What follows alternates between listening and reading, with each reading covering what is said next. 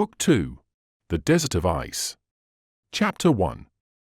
The Doctor's Inventory. The design which Captain Hatteras had formed of exploring the North and of giving England the honour of discovering the Pole was certainly a bold one. This hardy sailor had just done all that human skill could do. After struggling for 9 months against contrary winds and seas, after destroying icebergs and ice fields, after enduring the severity of an unprecedentedly cold winter, after going over all that his predecessors had done, after carrying the Forward beyond the seas which were already known, in short, after completing half his task, he saw his grand plans completely overthrown. The treachery, or rather the demoralization of his wearied crew, the criminal folly of some of the ringleaders, left him in a terrible situation. Of the 18 men who had sailed in the brig, 4 were left, abandoned without supplies, without a boat, more than 2,500 miles from home. The explosion of the Forward, which had just blown up before their eyes, took from them their last means of subsistence. Still, Hatteras's courage did not abandon him at this terrible crisis. The men who were left were the best of the crew, they were genuine heroes. He made an appeal to the energy and wisdom of Dr. Clawbonny, to the devotion of Johnson and Bell, to his own faith in the enterprise. Even in these desperate straits he ventured to speak of hope. His brave companions listened to him, and their courage in the past warranted confidence in their promises for the future. The Doctor, after listening to the captain's words, wanted to get an exact idea of their situation, and, leaving the others about 500 feet from the ship, he made his way to the scene of the catastrophe. Of the Forward, which had been built with so much care, nothing was left: pieces of ice, shapeless fragments all blackened and charred, twisted pieces of iron, ends of ropes still burning like fuse, and scattered here and there on the ice field, testified to the force of the explosion. The cannon had been hurled to some distance, and was lying on a piece of ice that looked like a gun carriage. The surface of the ice, for a circle of 600 feet in diameter, was covered with fragments of all sorts. The brig's keel lay under a mass of ice. The icebergs, which had been partly melted by the fire, had already recovered their rock-like hardness. The Doctor then began to think of his ruined cabin, of his lost collections, of his precious instruments destroyed, his books torn, burned to ashes. So much that was valuable gone. He gazed with tearful eyes at this vast disaster, thinking not of the future, but of the irreparable misfortune which dealt him so severe a blow. He was immediately joined by Johnson. The old sailor's face bore signs of his recent sufferings. He had been obliged to struggle against his revolted companions, defending the ship which had been entrusted to his care. The Doctor sadly pressed the boatswain's hand. "Well, my friend, what is going to become of us?" asked the Doctor. "Who can say?" answered Johnson. "At any rate," continued the Doctor, "don't let us give way to despair, let us be men." "Yes, Doctor," answered the old sailor, "you are right. It's when matters look worse that we most need courage. We are in a bad way. We must see how we can best get out of it." "Poor ship," said the Doctor, sighing. "I had become attached to it. I had got to look on it as on my own home, and there's not left a piece that can be recognized. Who would think, Doctor, that this mass of dust and ashes could be so dear to our heart? And the launch," continued the Doctor, gazing around, "was it destroyed too?" "No, Doctor, Shandon and the others, who left, took it with them." "And the gig?" "Was broken into 1,000 pieces. See, those sheets of tin are all that's left of her. Then we have nothing but the Hawkett boat. That is all, and it is because you insisted on our taking it, that we have that." "It's not of much use," said the Doctor. "They were a pack of miserable, cowardly traitors who ran away," said Johnson. "May they be punished as they deserve." "Johnson," answered the Doctor, mildly, "we must remember that their suffering had worn upon them very much. Only exceptional natures remain stanch in adversity, which completely overthrows the weak. Let us rather pity than curse them." After these words the Doctor remained silent for a few minutes and gazed around uneasily. "What is become of the sledge?" asked Johnson. "We left it a mile back." "In care of Simpson?" "No, my friend, poor Simpson sank under the toil of the trip." "Dead?" cried the boatswain. "Dead," answered the Doctor. "Poor fellow," said Johnson, "but who knows whether we may not soon be reduced to envying his fate?" "But we have brought back a dying man in place of the one we lost," answered the Doctor. A dying man. Yes, Captain Altamont. The doctor gave the boatswain in a few words an account of their finding him. An American, said Johnson, thoughtfully. Yes, everything seems to point that way. But what was this porpoise which had evidently been shipwrecked, and what was he doing in these waters? He came in order to be lost, answered Johnson. He brought his crew to death, like all those whose foolhardiness leads them here. But, doctor, did the expedition accomplish what it set out for? Finding the coal. Yes, answered Johnson. The doctor shook his head sadly. None at all, asked the old sailor. None, our supplies gave out, fatigue nearly conquered us. We did not even reach the spot mentioned by Edward Belcher. So, continued Johnson, you have no fuel? No. Nor food? No. And no boat with which to reach England? They were both silent. They needed all their courage to meet this terrible situation. Well, resumed the boatswain, there can be no doubts about our condition. We know what we have to expect. But the first thing to do, when the weather is so cold, is to build a snow house. Yes, answered the doctor, with Bell's aid that will be easy. Then we'll go after the sledge, we'll bring the American here, and then we'll take counsel with Hatteras. Poor captain, said Johnson, forgetting his own griefs, he must suffer terribly. With these words they returned to their companions. Hatteras was standing with folded arms, as usual, gazing silently into space. His face wore its usual expression of firmness. Of what was this remarkable man thinking? Of his desperate condition and shattered hopes? Was he planning to return, since both men and the elements had combined against his attempt? No one could have read his thoughts, which his face in no way expressed. His faithful Duke was with him, braving a temperature of -32 degrees.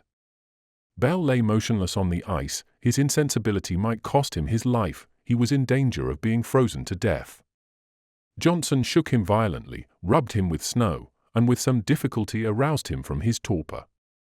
Come, Bell, take courage, he said, don't lose heart, get up, we have to talk matters over, and we need a shelter.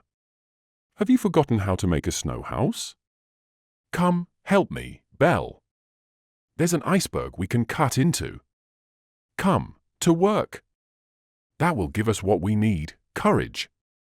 Bell, aroused by these words, obeyed the old sailor. Meanwhile, Johnson went on, the doctor will be good enough to go to the sledge and bring it back with the dogs.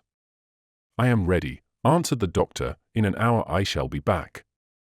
Shall you go too, Captain? Added Johnson, turning to Hatteras. Although he was deep in thought, the captain heard the boatswain's question, for he answered gently, no, my friend, if the doctor is willing to go alone. We must form some plan of action, and I want to be alone to think matters over. Go. Do what you think right for the present. I will be thinking of the future. Johnson turned to the doctor. It's singular, he said, the captain seems to have forgotten his anger, his voice never was so gentle before. Well, answered the doctor, he has recovered his presence of mind. Mark my words, Johnson, that man will be able to save us.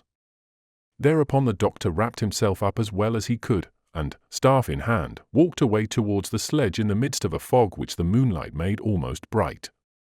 Johnson and Bell set to work immediately. The old sailor encouraged the carpenter, who wrought on in silence. They did not need to build, but to dig into the solid ice, to be sure it was frozen very hard, and so rendered the task difficult, but it was thereby additionally secure. Soon Johnson and Bell could work comfortably in the orifice, throwing outside all that they took from the solid mass. From time to time Hatteras would walk fitfully, stopping suddenly every now and then. Evidently he did not wish to reach the spot where his brig had been. As he had promised, the doctor was soon back. He brought with him Altamont, lying on the sledge beneath all the coverings. The Greenland dogs, thin, tired, and half-starved, could hardly drag the sledge, and were gnawing at their harness. It was high time that men and beasts should take some rest. While they were digging the house, the doctor happened to stumble upon a small stove which had not been injured by the explosion, and with a piece of chimney that could be easily repaired, the doctor carried it away in triumph. At the end of 3 hours the house was inhabitable, the stove was set in and filled with pieces of wood, it was soon roaring and giving out a comfortable warmth. The American was brought in and covered up carefully, the 4 Englishmen sat about the fire. The last supplies of the sledge, a little biscuit and some hot tea, gave them some comfort. Hatteras did not speak, every one respected his silence. When the meal was finished the doctor made a sign for Johnson to follow him outside. "Now," he said, "we are going to make an inventory of what is left. We must know exactly what things we have, they are scattered all about. We must pick them up, it may snow at any moment, and then it would be impossible to find a scrap." "Don't let us lose any time, then," answered Johnson, "food and wood is what we need at once." "Well, let us each take a side," answered the doctor, "so as to cover the whole ground. Let us begin at the center and go out to the circumference." They went at once to the bed of ice where the Forward had lain, each examined with care all the fragments of the ship beneath the dim light of the moon. It was a genuine hunt. The doctor entered into this occupation with all the zest, not to say the pleasure, of a sportsman, and his heart beat high when he discovered a chest almost intact, but most were empty, and their fragments were scattered everywhere.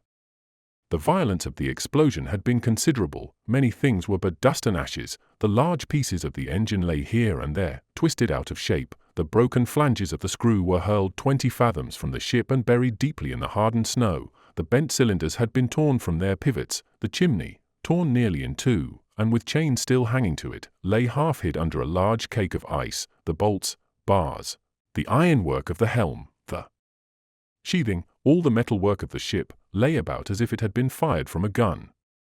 But this iron, which would have made the fortune of a tribe of Eskimos, was of no use under the circumstances. Before anything else food had to be found, and the doctor did not discover a great deal. "That's bad," he said to himself. "It is evident that the storeroom, which was near the magazine, was entirely destroyed by the explosion. What wasn't burned was shattered to dust. It's serious, and if Johnson is not luckier than I am, I don't see what's going to become of us." Still, as he enlarged his circles, the doctor managed to collect a few fragments of pemmican, about 15 pounds, and 4 stone bottles, which had been thrown out upon the snow and so had escaped destruction. They held 5 or 6 pints of brandy. Farther on he picked up 2 packets of grains of Carclearia, which would well make up for the loss of their lime juice, which is so useful against the scurvy. 2 hours later the doctor and Johnson met. They told one another of their discoveries. Unfortunately they had found but little to eat, some few pieces of salt pork, 50 pounds of pemmican, 3 sacks of biscuit, a little chocolate, some brandy, and about 2 pounds of coffee, picked up berry by berry on the ice. No coverings, no hammocks, no clothing were found, evidently the fire had destroyed all. In short, the doctor and boatswain had found supplies for 3 weeks at the outside, and with the strictest economy, that was not much for them in their state of exhaustion. So, in consequence of these disasters, Hatteras found himself not only without any coal, but also short of provisions. As to the fuel supplied by the fragments of the ship, the pieces of the masts and the keel, they might hold out about 3 weeks, but then the doctor, before using it to heat their new dwelling, asked Johnson whether out of it they might not build a new ship, or at least a launch. "No, doctor," answered the boatswain, "it's impossible. There's not a piece of wood large enough, it's good for nothing except to keep us warm for a few days and then." "Then?" asked the doctor. "God alone knows," answered the sailor. Having made out their list, the doctor and Johnson went after the sledge, they harnessed the tired dogs, returned to the scene of the explosion, packed up the few precious objects they had found, and carried them to their new house. Then, half frozen, they took their place near their companions in misfortune.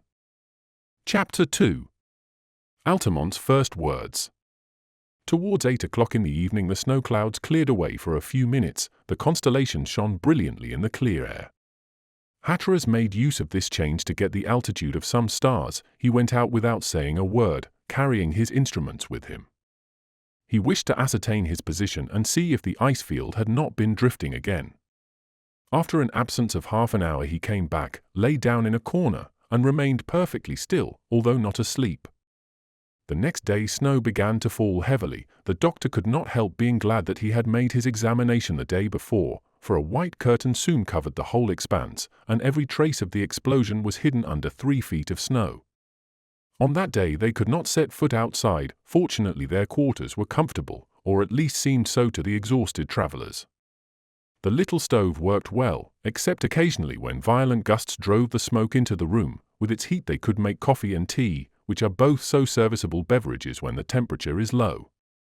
The castaways, for they deserve the name, found themselves more comfortable than they had been for a long time, hence they only thought of the present, of the agreeable warmth, of the brief rest, forgetting, or even indifferent to the future, which threatened with speedy death.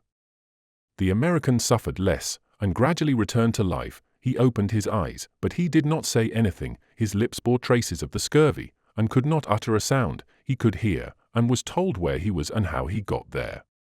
He moved his head as a sign of gratitude. He saw that he had been saved from burial beneath the snow. The doctor forbore telling him how very short a time his death had been delayed, for, in a fortnight or 3 weeks at the most, their supply of food would be exhausted. Towards midday Hatteras arose and went up to the doctor, Johnson, and Bell. "My friends," he said to them, "we are going to take a final resolution as to the course we must follow. In the first place, I must ask Johnson to tell me under what circumstances this act of treachery came to pass."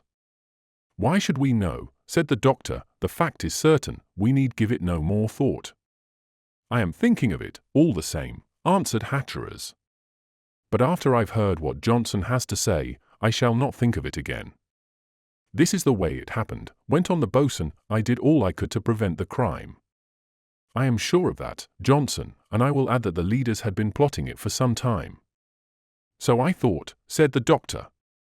"And I too," continued Johnson, "for very soon after your departure, Captain, on the very next day, Shandon, who was angry with you and was egged on by the others, took command of the ship. I tried to resist, but in vain.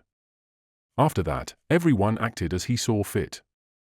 Shandon did not try to control them. He wanted to let the crew see that the time of suffering and privation had gone by. Hence there was no economy. A huge fire was lighted in the stove. They began to burn the brig. The men had the provisions given them freely, and the spirits too, and you can easily imagine the abuse they made of them after their long abstinence.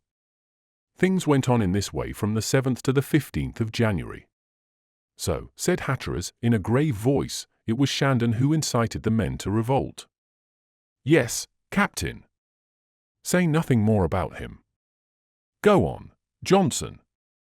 "It was towards January 24th or 25th that the plan of leaving the ship was formed. They determined to reach the western coast of Baffin's Bay. From there, in the launch, they could meet whalers, or, perhaps, the settlements on the eastern side. Their supplies were abundant. The sick grew better with the hope of reaching home. So they made their plans for leaving. They built a sledge for the transport of their food, fuel, and the launch. The men were to drag it themselves. This occupied them until February 15th. I kept anxiously awaiting your return, Captain, and yet I feared having you present. You would have had no influence over the crew, who would rather have killed you than have remained on board. They were wild with the hope of escape. I took all my companions aside and spoke to them. I besought them to stay. I pointed out all the dangers of such a journey, as well as the cowardliness of abandoning you. I could get nothing, even from the best. They chose February 22d for leaving. Shandon was impatient. They heaped upon the sledge all the food and liquor it could hold. They took a great deal of wood. The whole larboard side had been cut away to the water line. The last day they passed carousing. They ravaged and stole everything, and it was during this drunkenness that Penn and 2 or 3 others set fire to the ship. I resisted, and struggled against them. They threw me down and struck me. At last, these villains, with Shandon at their head, fled to the east, and disappeared from my sight. I remained alone. What could I do against this fire which was seizing the whole ship? The waterhole was frozen over. I hadn't a drop of water.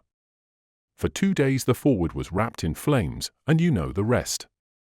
Having finished this account, a long silence prevailed in this ice-house. The gloomy tale of the burning of the ship, the loss of their precious brig, appeared so vividly before the minds of the castaways. They found themselves before an impossibility, and that was a return to England. They did not dare to look at one another, for fear of seeing on each other's faces blank despair. There was nothing to be heard save the hasty breathing of the American. At last Hatteras spoke. Johnson, said he, I thank you, you have done all you could to save my ship. But you could not do anything alone. Again I thank you, and now don't let us speak again of this misfortune. Let us unite our efforts for the common safety. There are 4 of us here, for friends, and the life of one is of no more worth than the life of another. Let each one give his opinion on what should be done. Ask us, Hatteras, answered the doctor, we are all devoted to you. Our answers shall be sincere. And, in the first place, have you any plan? I can't have any alone, said Hatteras, sadly. My opinion might seem interested, I want to hear your opinion first. Captain, said Johnson, before speaking on such weighty matters, I have an important question to ask you. What is it? You ascertained our position yesterday. Well, has the ice field drifted any more, or are we in just the same place? It has not stirred, answered Hatteras. The latitude before we left was 80 degrees and 15 minutes, and longitude 97 degrees and 35 minutes. And, said Johnson, how far are we from the nearest sea to the west? About 600 miles, answered Hatteras. And this water is Smith Sound. The same which we could not cross last April. The same. Well, Captain, now we know where we are, and we can make up our minds accordingly. Speak, then, said Hatteras, letting his head sink into his hands. In that way he could hear his friends without looking at them. Well, Bell, said the doctor, what do you think is the best course to follow? It isn't necessary to reflect a long time, answered the carpenter. We ought to return, without wasting a day or an hour, either to the south or the west, and reach the nearest coast, even if it took us 2 months. We have supplies for only 3 weeks, answered Hatteras, without raising his head.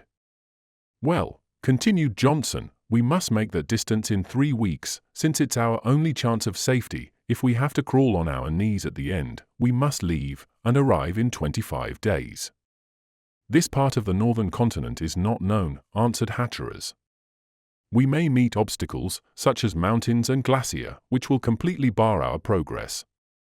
I don't consider that, answered the doctor, a sufficient reason for not attempting the journey. Evidently, we shall suffer a great deal. We ought to reduce our daily supply to the minimum, and less luck in hunting. There's only half a pound of powder left, answered Hatteras. Come, Hatteras, resumed the doctor, I know the weight of all your objections, and I don't nourish any vain hopes. But I think I can read your thoughts. Have you any practicable plan? No, answered the captain, after a few moments' hesitation.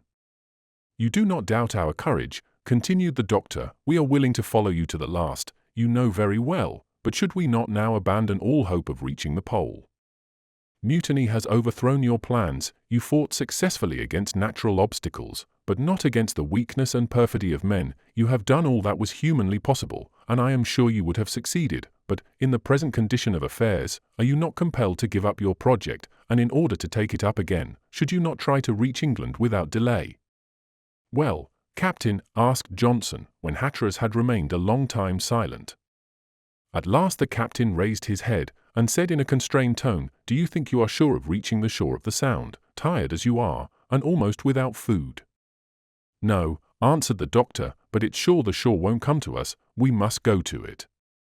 Perhaps we shall find to the south tribes of Eskimos who may aid us. Besides, added Johnson, may we not find in the Sound some ship that has been forced to winter there? And if need be, continued the doctor, when we've reached the Sound, may we not cross it, and reach the west coast of Greenland, and then, either by Prudder's Land, or Cape York, get to some Danish settlement? Nothing of that sort is to be found on the ice field. The way to England is down there to the south, and not here to the north. Yes, said Bell, Dr. Clawbonny is right, we must go, and go at once. Hitherto we have forgotten home too much, and those who are dear to us. Do you agree, Johnson? Hatteras asked again. Yes, Captain. And you, Doctor? Yes, Hatteras. Hatteras still remained silent. In spite of all he could do, his face expressed his agitation. His whole life depended on the decision he should take. If he should return, it was all over with his bold plans. He could not hope to make the attempt a 4th time. The doctor, seeing the captain was silent, again spoke. "I ought to add, Hatteras," he said, "that we ought not to lose an instant. We ought to load the sledge with all our provisions, and take as much wood as possible. A journey of 600 miles under such circumstances is long, I confess, but not insuperable. We can, or rather we ought, to make 20 miles a day, which would bring us to the coast in a month, that is to say, towards March 26th. "But," said Hatteras, "can't we wait a few days?" "What do you hope for?" answered Johnson. "I don't know. Who can foretell the future? Only a few days yet. It's hardly enough to rest your wearied bodies. We couldn't go 2 stages without dropping from weariness, without any snow house to shelter us." "But a terrible death certainly awaits us here," cried Bell. "My friends," continued Hatteras in a tone almost of entreaty, "you are despairing too soon. I should propose to seek safety to the north, were it not that you would refuse to follow me. And yet are there not Eskimos near the pole, as well as at Smith's Sound? That open sea, of which the existence is uncertain, ought to surround a continent. Nature is logical in everything it does. Well, we ought to believe that vegetation appears when the greatest cold ceases. Is there not a promised land awaiting us at the north, and which you want to fly from without hope of return?" Hatteras warmed as he spoke. His heated imagination called up enchanting visions of these countries whose existence was still so problematical. "One more day," he repeated, "a single hour." Dr. Clawbonny, with his adventurous character and his glowing imagination, felt himself gradually aroused. He was about to yield, but Johnson, wiser and colder, recalled him to reason and duty. "Come, Bell," he said, "to the sledge." "Come along," answered Bell. The 2 sailors turned towards the door of the snow house. "Oh, Johnson!"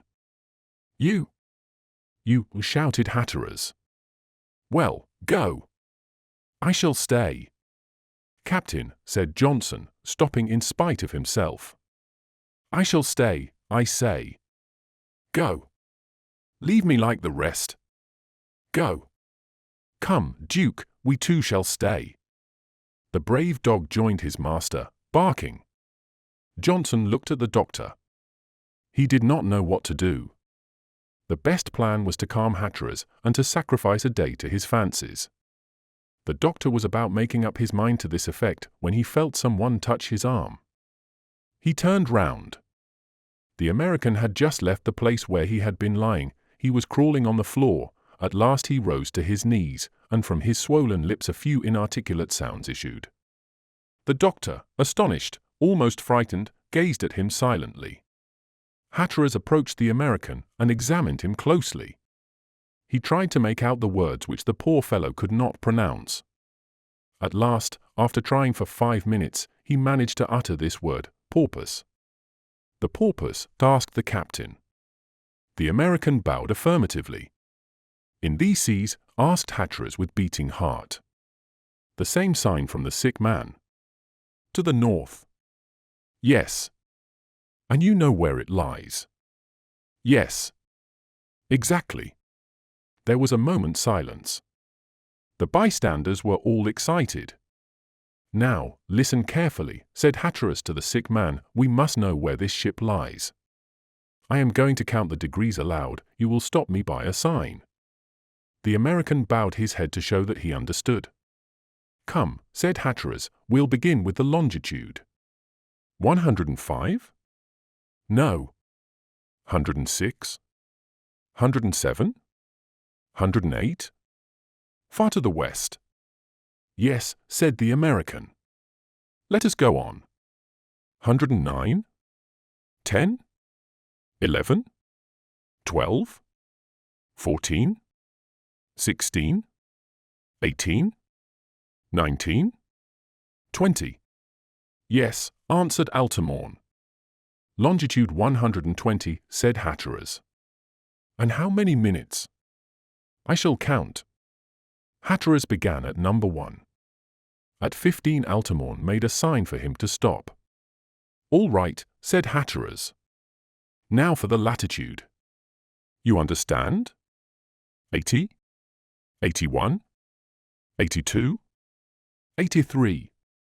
The American stopped him with a gesture. Well, and the minutes? 5? 10? 15? 20? 25? 30? 35. Another sign from Altamont, who smiled slightly. So, continued Hatteras, in a deep voice, the porpoise lies in longitude 120 degrees and 15 minutes, and 83 degrees and 35 minutes latitude. Yes, said the American, as he fell fainting into the doctor's arms. This exertion had exhausted him. My friends, cried Hatteras, you see that safety lies to the north, always to the north. We shall be saved. But after these first words of joy, Hatteras seemed suddenly struck by a terrible thought. His expression changed, and he felt himself stung by the serpent of jealousy. Someone else, an American, had got 3 degrees nearer the pole. And for what purpose? Chapter 3. 17 Days of Land Journey.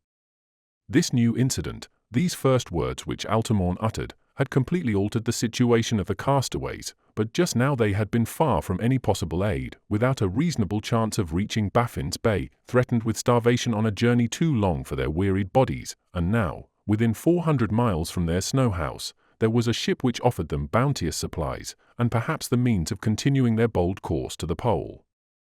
Hatteras, the doctor, Johnson, and Bell, all began to take heart after having been so near despair. They were nearly wild with joy. But Altamont's account was still incomplete, and, after a few moments' repose, the doctor resumed his talk with him. He framed his questions in such a way that a simple sign of the head or a motion of the eyes would suffice for an answer.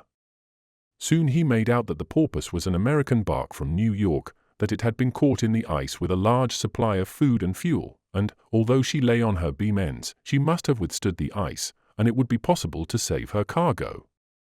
2 months before, Altamont and the crew had abandoned her. Carrying the launch upon a sledge, they wanted to get to Smith Sound, find a whaling vessel, and be carried in her to America, but gradually fatigue and disease had fallen upon them, and they fell aside on the way. At last only the captain and 2 sailors were left of a crew of 30 men, and Altamont's life was the result of what was really a miracle. Hatteras wanted to find out from the American what he was doing in these high latitudes. Altamont managed to make him understand that he had been caught in the ice and carried by it without possibility of resisting it. Hatteras asked him anxiously for what purpose he was sailing. Altamont gave them to understand that he had been trying the Northwest Passage. Hatteras did not persist, and asked no other question of the sort. The doctor then began to speak. Now, he said, all our efforts should be directed to finding the porpoise. Instead of struggling to Baffin's Bay, we may, by means of a journey only 2/3 as long, reach a ship which will offer us all the resources necessary for wintering. There's nothing more to be done, said Bell. I should add, said the boatswain, that we should not lose a moment. We should calculate the length of our journey by the amount of our supplies, instead of the other unusual way, and be off as soon as possible. You are right, Johnson, said the doctor. If we leave tomorrow, Tuesday, February 26th, we ought to reach the porpoise March 15th, at the risk of starving to death. What do you think of that, Hatteras? Let us make our preparations at once, said the captain, and be off. Perhaps we shall find the way longer than we suppose. Why so? Asked the doctor. This man seemed certain of the situation of his ship. But, answered Hatteras, supposing the porpoise has been drifting as the Forward did. True, said the doctor, that's not unlikely. Johnson and Bell had nothing to urge against the possibility of a drift of which they had themselves been victims. But Altamont, who was listening to the conversation, gave the doctor to understand that he wished to speak. After an effort of about a quarter of an hour, Clawbonny made out that the porpoise was lying on a bed of rocks, and so could not have drifted away. This information calmed the anxiety of the Englishmen, still it deprived them of their hope of returning to Europe, unless Bell should be able to build a small boat out of the timbers of the porpoise. However that might be, it was now of the utmost importance that they should reach the wreck. The doctor put one more question to the American, namely, whether he had found an open sea at latitude 83 degrees. No, answered Altamont. There the conversation stopped.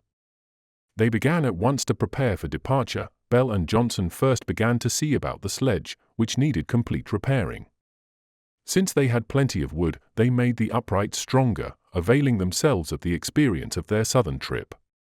They had learned the dangers of this mode of transport, and since they expected to find plenty of deep snow, the runners were made higher. On the inside, Bell made a sort of bed, covered with the canvas of the tent, for the American. The provisions, which were unfortunately scanty, would not materially augment the weight of the sledge, but still they made up for that by loading it with all the wood it could carry. The doctor, as he packed all the provisions, made out a very careful list of their amount. He calculated that each man could have 3/4 of a ration for a journey of 3 weeks. A whole ration was set aside for the 4 dogs which should draw it. If Duke aided them, he was to have a whole ration. These preparations were interrupted by the need of sleep and rest, which they felt at 7 o'clock in the evening, but before going to bed they gathered around the stove, which was well filled with fuel, and these poor men luxuriated in more warmth than they had enjoyed for a long time. Some pemmican, a few biscuits, and several cups of coffee soon put them in good humor, especially when their hopes had been so unexpectedly lighted up. At 7 in the morning they resumed work, and finished it at 3 in the afternoon. It was already growing dark. Since January 31st the sun had appeared above the horizon, but it gave only a pale and brief light. Fortunately the moon would rise at 6:30, and with this clear sky it would make their path plain. The temperature, which had been growing lower for several days, fell at last to -33 degrees. The time for leaving came. Altamont received the order with joy. Although the jolting of the sledge would increase his sufferings, he told the doctor that medicine against the scurvy would be found on board of the Porpoise. He was carried to the sledge and placed there as comfortably as possible. The dogs, including Duke, were harnessed in. The travellers cast one last glance at the spot where the forward had lain. A glow of rage passed over Hatteras's face, but he controlled it at once, and the little band set out with the air very dry at first, although soon a mist came over them. Each one took his accustomed place, Bell ahead pointing out the way, the doctor and Johnson by the sides of the sledge, watching and lending their aid when it was necessary, and Hatteras behind, correcting the line of march. They went along tolerably quickly, now that the temperature was so low. The ice was hard and smooth for travel. The 5 dogs easily drew the sledge, which weighed hardly more than 900 pounds. Still, men and beasts panted heavily, and often they had to stop to take breath. Towards 7 o'clock in the evening, the moon peered through mist on the horizon. Its rays threw out a light which was reflected from the ice. Towards the northwest the ice field looked like a perfectly smooth plain, not a hummock was to be seen. This part of the sea seemed to have frozen smooth like a lake. It was an immense, monotonous desert. Such was the impression that this spectacle made on the doctor's mind, and he spoke of it to his companion. "You are right, doctor," answered Johnson, "it is a desert, but we need not fear dying of thirst." "A decided advantage," continued the doctor. "Still, this immensity proves one thing to me, and that is that we are far distant from any land. In general, the proximity of land is indicated by a number of icebergs, and not one is to be seen near us." "We can't see very far for the fog," said Johnson. "Without doubt, but since we started we have crossed a smooth field of which we cannot see the end. Do you know, doctor, it's a dangerous walk we are taking. We get used to it and don't think of it, but we are walking over fathomless depths." "You are right, my friend, but we need not fear being swallowed. With such cold as this the ice is very strong. Besides, it has a constant tendency to get thicker, for snow falls 9 days out of 10, even in April, May, and June, and I fancy it must be something like 30 or 40 feet thick." "That is a comfort," said Johnson. "In fact, we are very much better off than those who skate on the Serpentine, and who are in constant dread of falling through. We have no such fear." "Has the resistance of ice been calculated?" asked the old sailor, who was always seeking information from the doctor. "Yes," the latter answered, "everything almost that can be measured is now known, except human ambition." "And is it not that which is carrying us towards the North Pole? But to return to your question, my answer is this. Ice 2 inches thick will bear a man, 3½ inches thick, a horse and rider, 5 inches thick, an 8-pound cannon, 8 inches, a fully harnessed artillery piece, and 10 inches, an army, any number of men. Where we are now, the Liverpool Custom House or the Halls of Parliament in London could be built. One can hardly imagine such strength, said Johnson, but just now, Doctor, you spoke of snow falling 9 days out of 10, that is true, but where does all the snow come from? The sea is all frozen, and I don't see how the vapor can rise to form the clouds. A very keen observation, Johnson, but, in my opinion, the greatest part of the snow or rain which we receive in the polar regions is formed from the water of the seas in the temperate zones.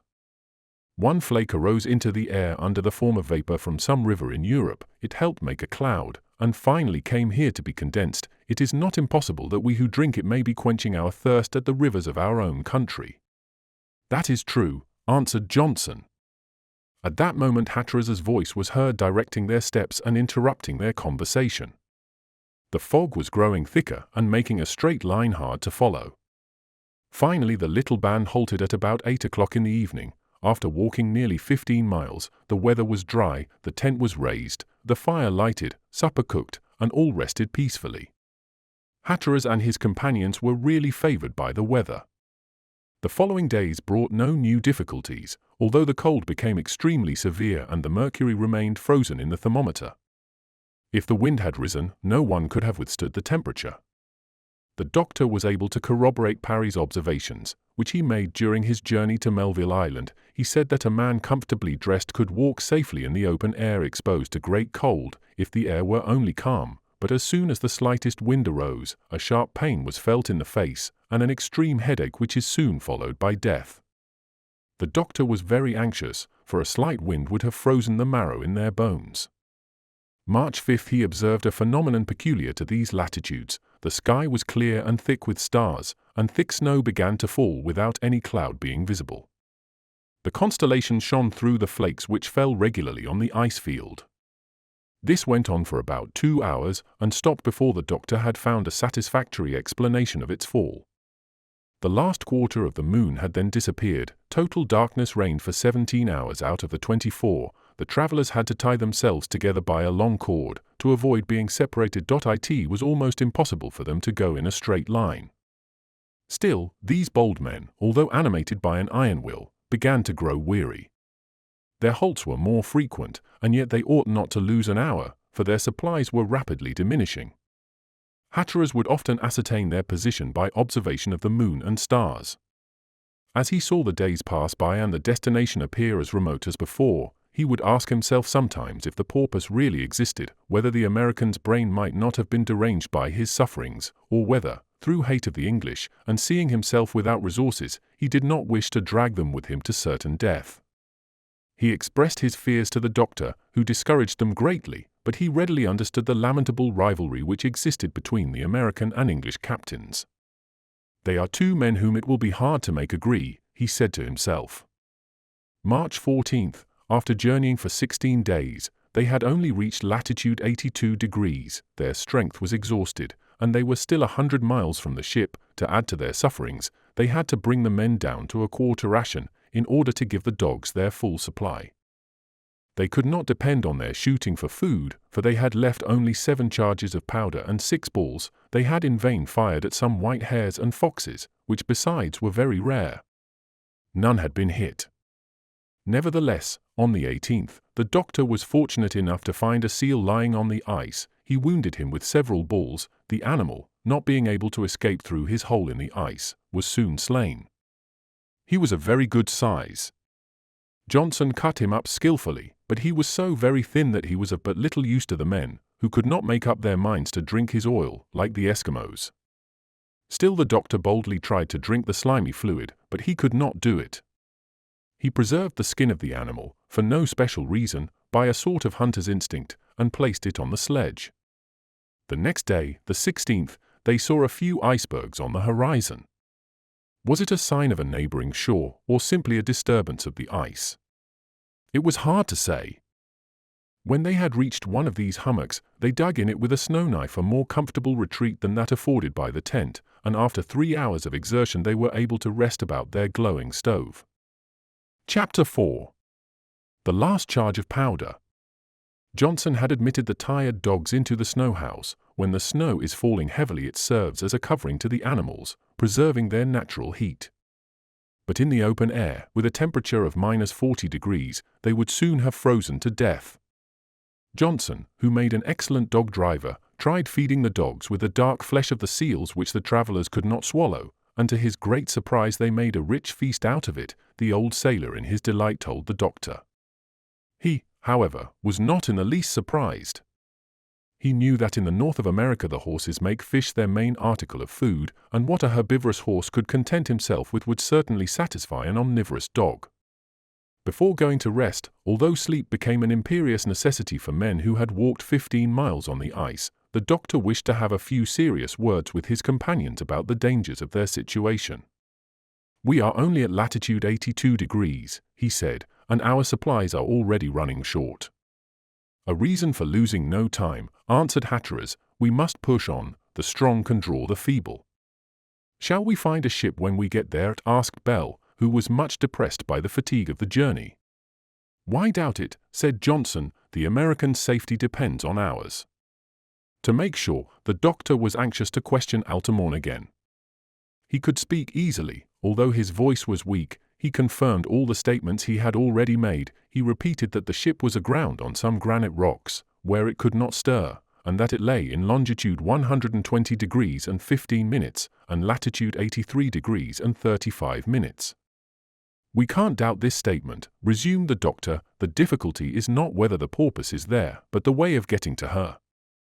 "How much food have we left?" asked Hatteras.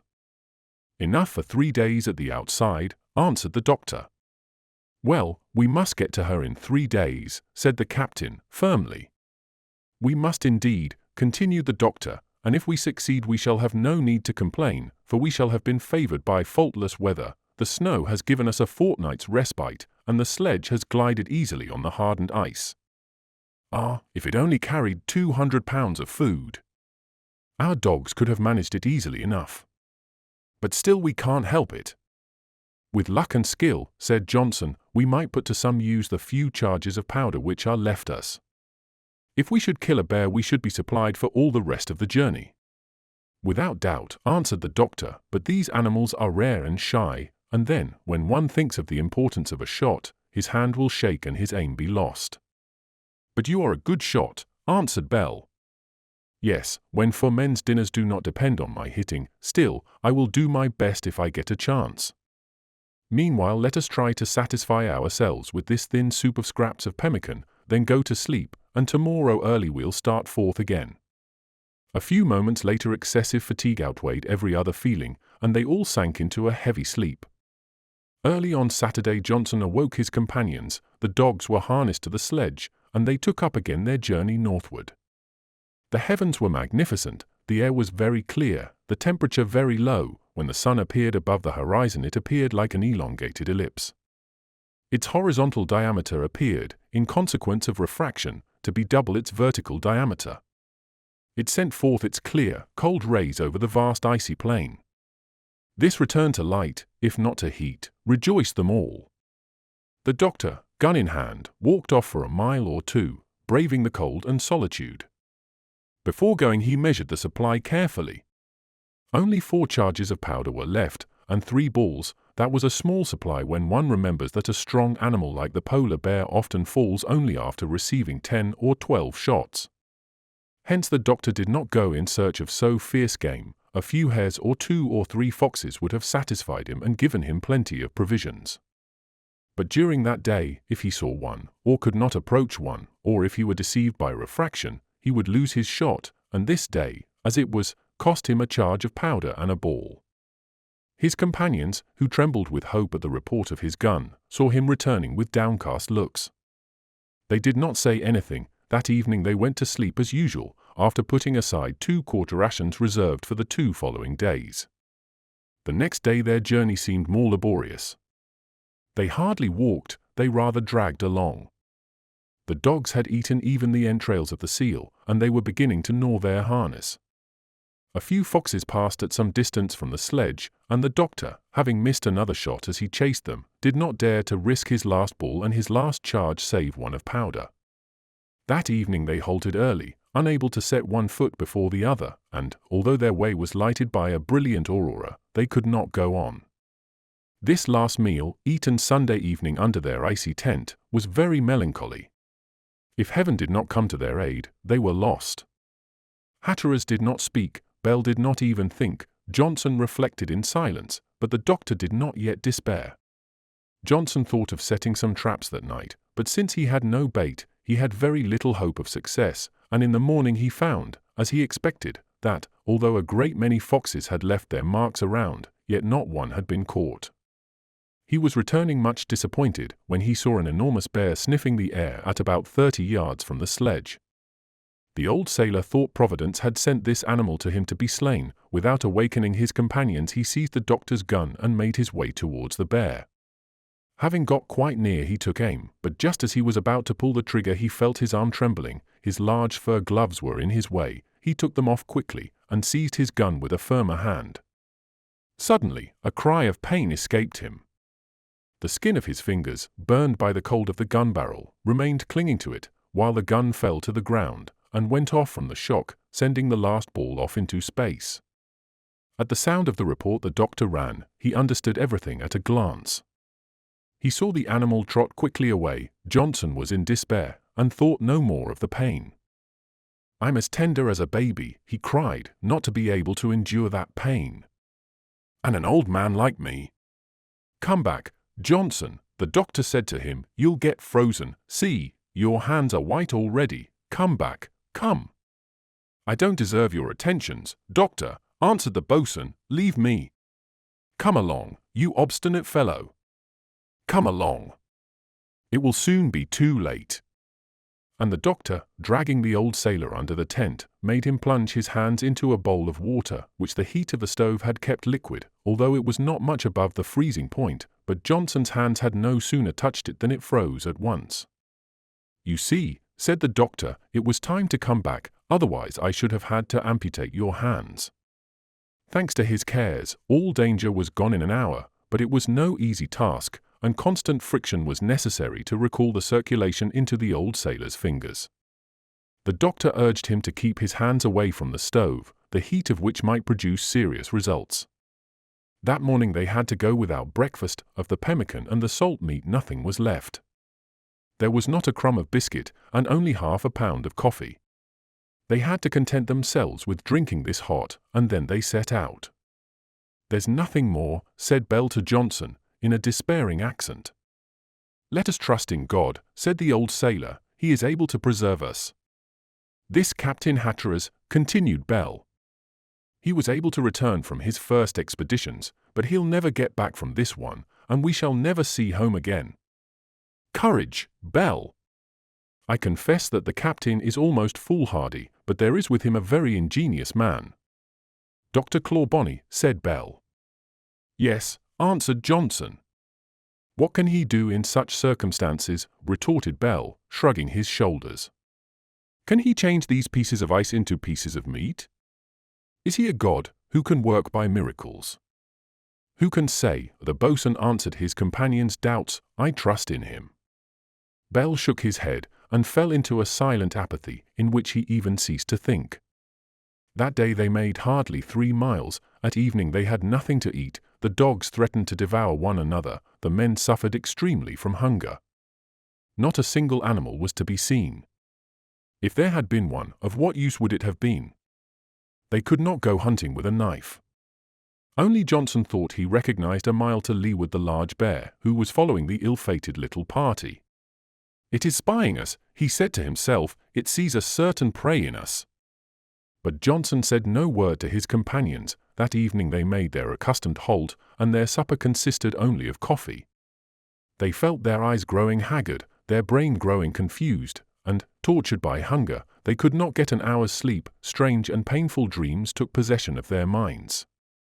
At a latitude in which the body imperiously demands refreshment, these poor men had not eaten solid food for 36 hours when Tuesday morning came. Nevertheless, inspired by superhuman energy, they resumed their journey, pushing on the sledge which the dogs were unable to draw. At the end of 2 hours they fell, exhausted. Hatteras wanted to push on. He, still strong, besought his companions to rise, but they were absolutely unable. Then, with Johnson's assistance, he built a resting place in an iceberg. It seemed as if they were digging their own graves. "I am willing to die of hunger," said Hatteras, "but not of cold." After much weariness the house was ready, and they all entered it. So that day passed.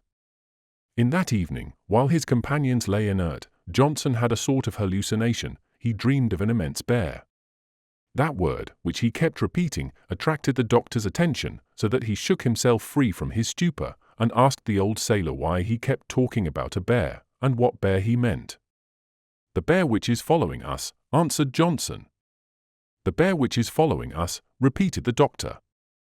"Yes, the last 2 days." "The last 2 days." "Have you seen him?" "Yes, he's a mile to leeward." "And you didn't tell us, Johnson." "What was the use?" "True," said the doctor, "we have no ball to fire at him." "Not a slug, a bit of iron, nor a bolt," said the old sailor.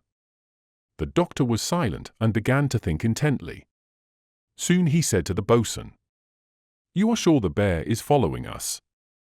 "Yes, doctor, he's lying in wait to eat us." "He knows we can't escape him." "Johnson," said the doctor, touched by the despairing accent of his companion.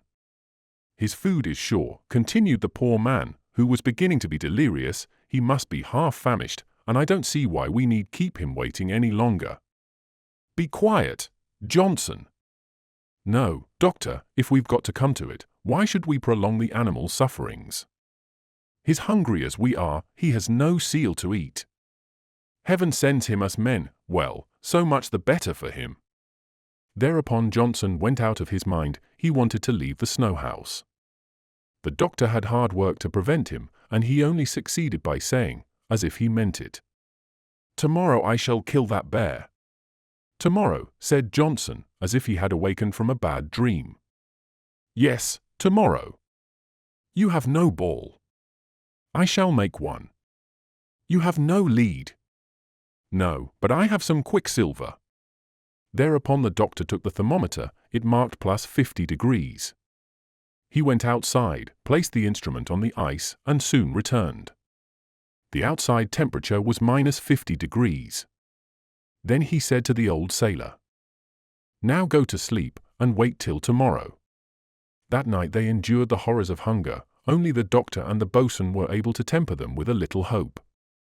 The next morning, at dawn, the doctor rushed out, followed by Johnson, and ran to the thermometer. All the mercury had sunk into the bulb, in the form of a compact cylinder. The doctor broke the instrument, and seized in his gloved fingers a piece of very hard metal. It was a real bullet.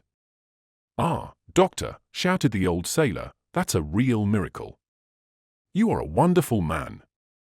"No, my friend," answered the doctor, "I am only a man with a good memory, who has read a good deal." "Why, what do you mean?" "I happen to remember something Captain Ross related in the account of his voyage. He said he shot through an inch plank with a bullet of frozen mercury. If I had any oil it would amount to nearly the same thing, for he speaks of a ball of sweet almond, which was fired against a post and fell back to the ground unbroken." "That is hardly credible." "But it is true, Johnson. This piece of metal may save our lives. Let us leave it here in the air before we take it, and go and see whether the bear is still following us." At that moment Hatteras came out of the hut. The doctor showed him the bullet, and told him what he thought of doing. The captain pressed his hand, and the three went off to inspect. The air was very clear. Hatteras, who was ahead of his companions, discovered the bear about a half-mile off. The animal, seated on his hind quarters, was busily moving his head about, sniffing towards these new arrivals. "There he is," shouted the captain. "Silence," said the doctor. But the huge beast did not stir when he saw the hunters. He gazed at them without fear or anger. Still, it would be found hard to approach him. "My friends," said Hatteras, "we have not come out for sport, but to save our lives. Let us act cautiously." "Yes," answered the doctor, "we can only have one shot, and we must not miss. If he were to run away, he would be lost, for he can run faster than a hare." "Well, we must go straight for him," said Johnson. "It is dangerous, but what does it matter? I am willing to risk my life." "No, let me go," cried the doctor. "No, I shall go," answered Hatteras, quietly. "But," said Johnson, "are not you of more use to the others than I should be?" "No, Johnson," answered the captain, "let me go. I shall run no needless risk. Perhaps, too, I shall call on you to help me." "Hatteras," asked the doctor, "are you going to walk straight towards the bear?" "If I were sure of hitting him, I would do so, even at the risk of having my head torn open, but he would flee at my approach. He is very crafty. We must try to be even craftier." "What do you intend to do?" "To get within 10 feet of him without his suspecting it." "How are you going to do it?" "By a simple but dangerous method." "You kept, did you not, the skin of the seal you shot?" "Yes, it is on the sledge." "Well, let us go back to the snow house, while Johnson stays here on watch." The boatswain crept behind a hummock which hid him entirely from the sight of the bear, who stayed in the same place, continually sniffing the air.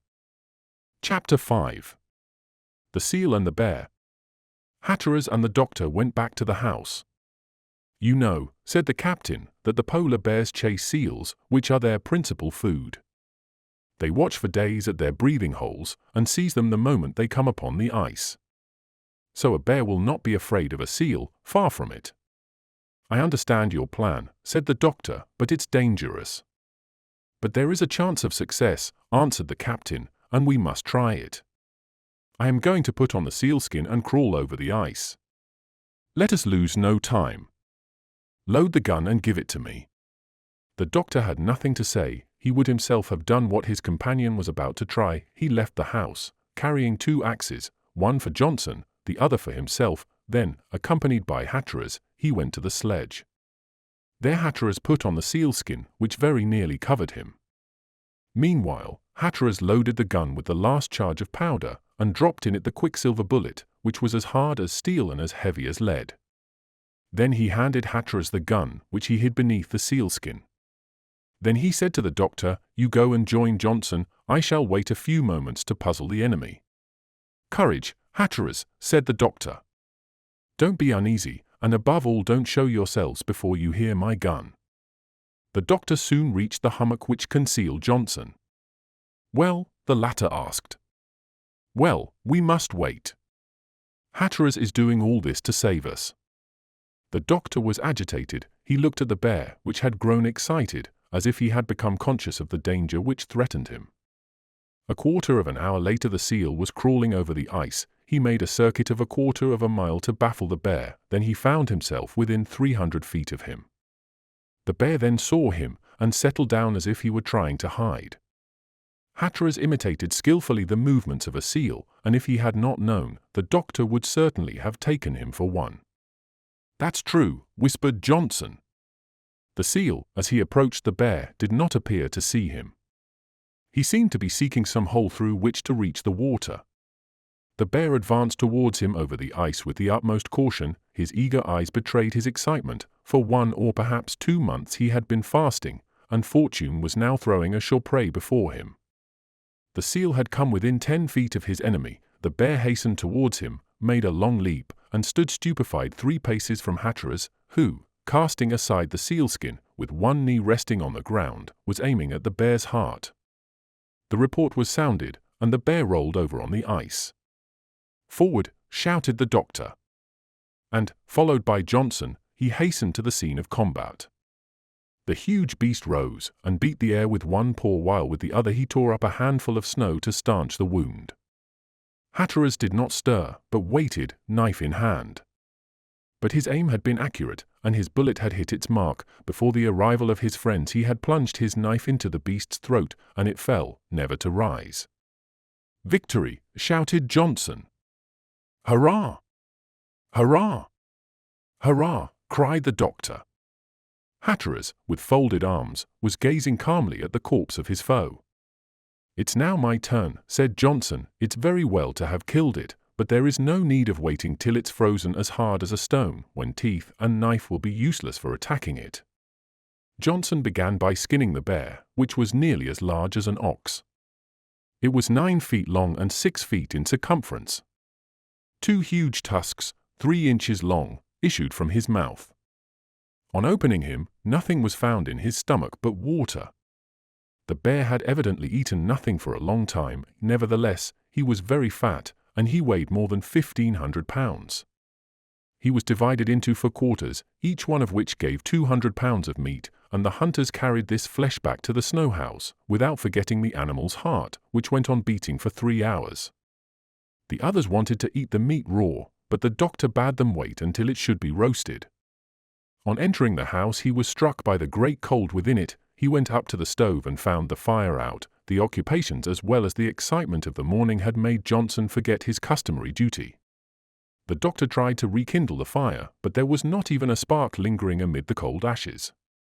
"Well, we must have patience," he said to himself.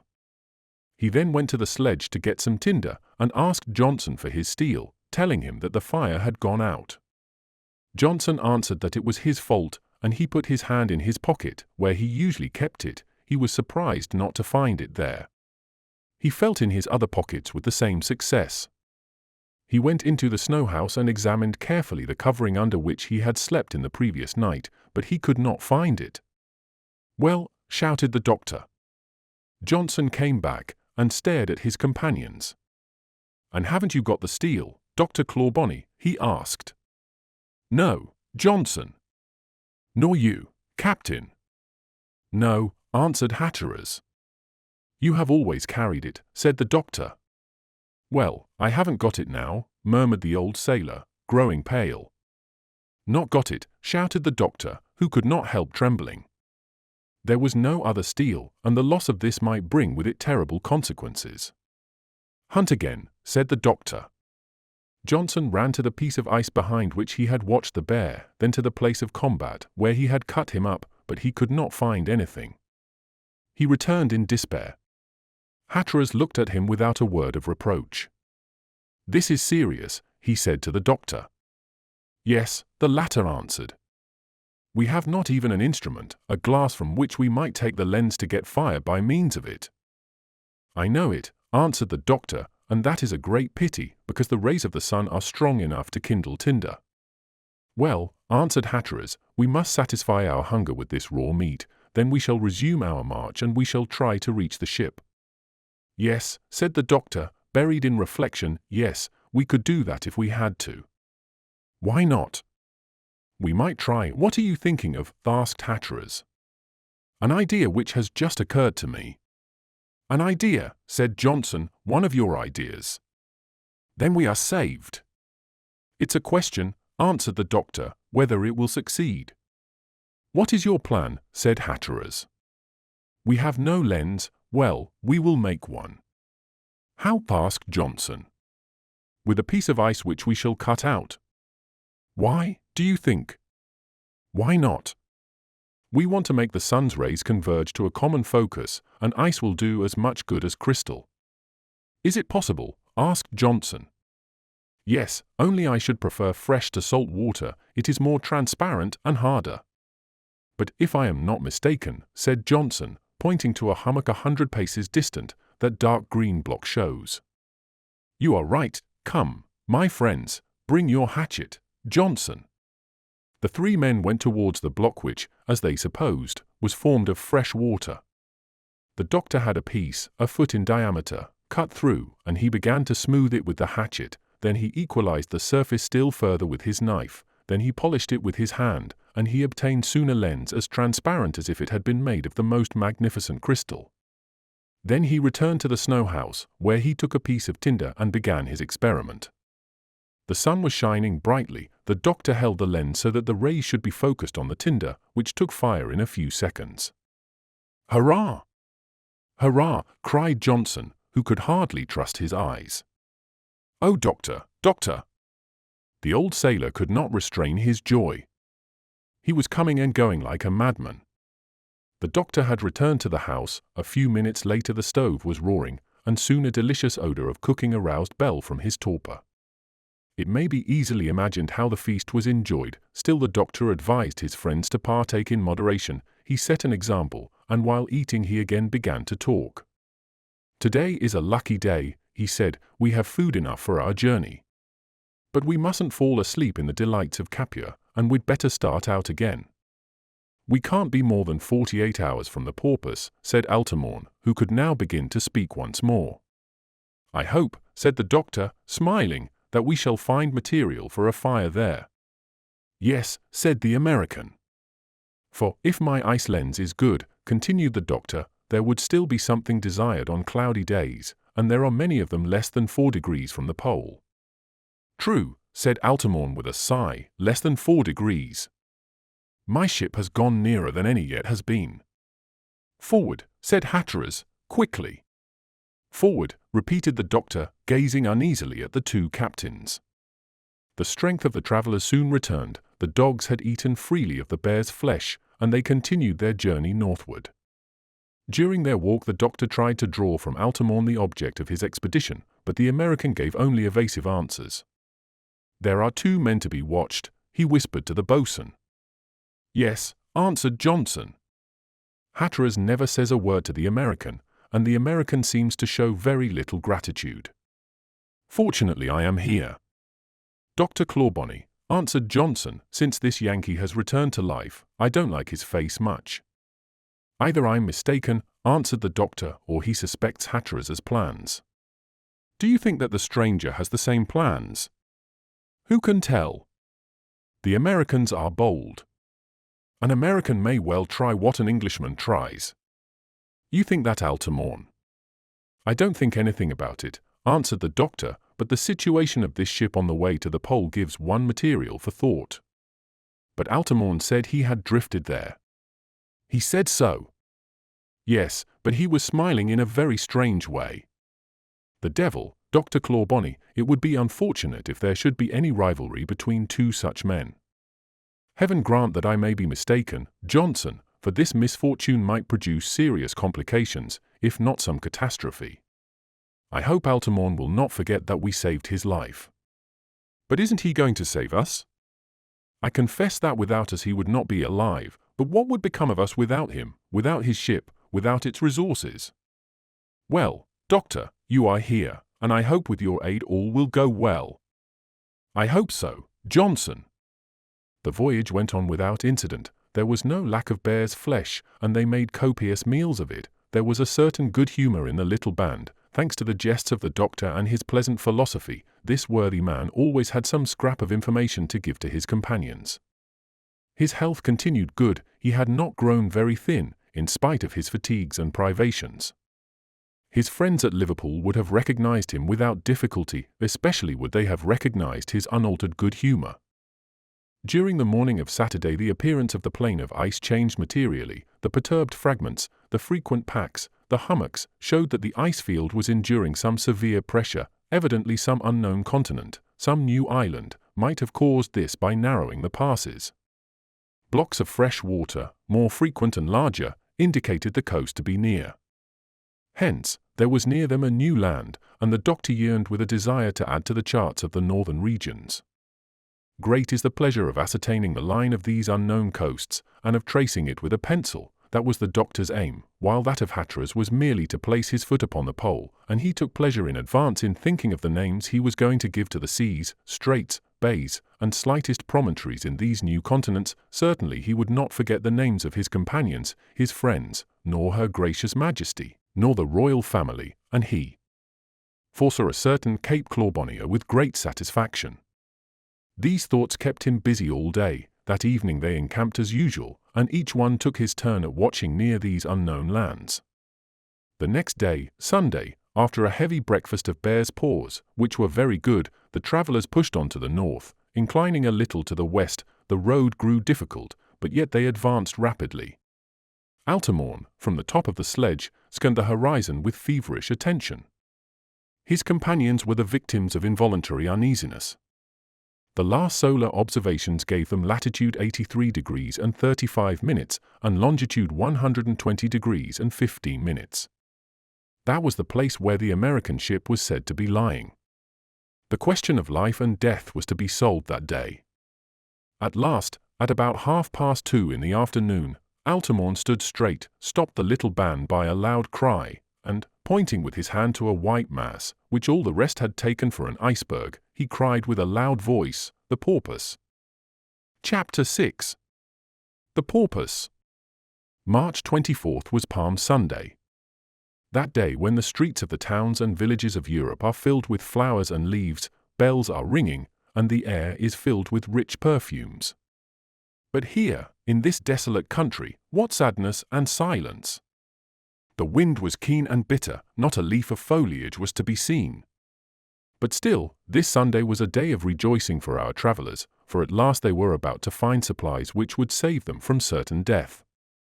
They hastened their steps, the dogs drew the sledge briskly, Duke barked joyously, and they all soon reached the American ship. The porpoise was wholly buried beneath the snow. There was no sign of mast, yard, or rigging. All had been lost at the time of the shipwreck. The ship lay on a bed of rocks now completely hidden. The porpoise was careened to one side by the violence of the shock. Her bottom was torn open, so that the ship seemed uninhabitable. This was soon seen by the captain, the doctor, and Johnson. After they had entered the vessel, they had to cut away 15 feet of ice to get to the hatchway, but to their great joy they saw that the animals, many traces of which were to be seen, had spared the supplies. "If we have here," said Johnson, "plenty of food and fuel, this hull does not seem inhabitable." "Well, we must build a snow house," answered Hatteras, "and make ourselves as comfortable as possible on the mainland." "Without doubt," continued the doctor, "but don't let us hurry, let us do things carefully. If need be we can fit out some quarters in the ship, meanwhile we can build a strong house, capable of protecting us against the cold and wild beasts. I am willing to be the architect, and you'll see what I can do." "I don't doubt your skill, doctor," answered Johnson. "We'll make ourselves as comfortable as possible here, and we'll make an inventory of all that the ship contains. Unfortunately, I don't see any launch or boat, and these ruins are in too bad a state to permit of our making a small boat." "Who can say?" answered the doctor. "With time and thought a great deal can be done. Now we have not to trouble ourselves about navigation, but about a house to live in. I propose not to form any other plans, and to let everything have its turn." "That is wise," answered Hatteras. "Let us begin with the beginning." The three companions left the ship, returned to the sledge, and announced their determination to Bell and the American. Bell said he was ready to work. The American shook his head, on learning that nothing could be done with his ship, but since all discussion would have been idle, they determined at first to take refuge in the porpoise, and to build a large building on the shore. At 4 o'clock in the afternoon the 5 travellers were installed as comfortably as possible between decks, by means of spars and fragments of masts. Bell had made a nearly level floor. There they placed coverings stiffened by the frost, which the heat of the stove soon brought back to their natural state. Altamont, leaning on the doctor, was able to make his way to the corner which had been set aside for him. On setting foot on his ship, he had sighed with a feeling of relief, which did not encourage the boatswain. "He feels at home," the old sailor thought, "and one would say that he had invited us here." The rest of the day was devoted to repose. The weather threatened to change under the influence of the westerly winds. The thermometer outside stood at -26 degrees. In fact, the porpoise lay beyond the pole of cold, at a latitude relatively less severe, though farther to the north. On that day they finished the bear, with some biscuits they found on the ship, and a few cups of tea. Then fatigue overcame them, and each one sank into a sound sleep. The next morning they all awoke rather late. They soon recalled the difference in their situation. They were no longer perplexed with uncertainty about the morrow. They only thought of establishing themselves comfortably. These castaways looked at themselves as colonists who had reached their destination, and, forgetting the sufferings of their long march, they had no other thought than that of securing a comfortable future.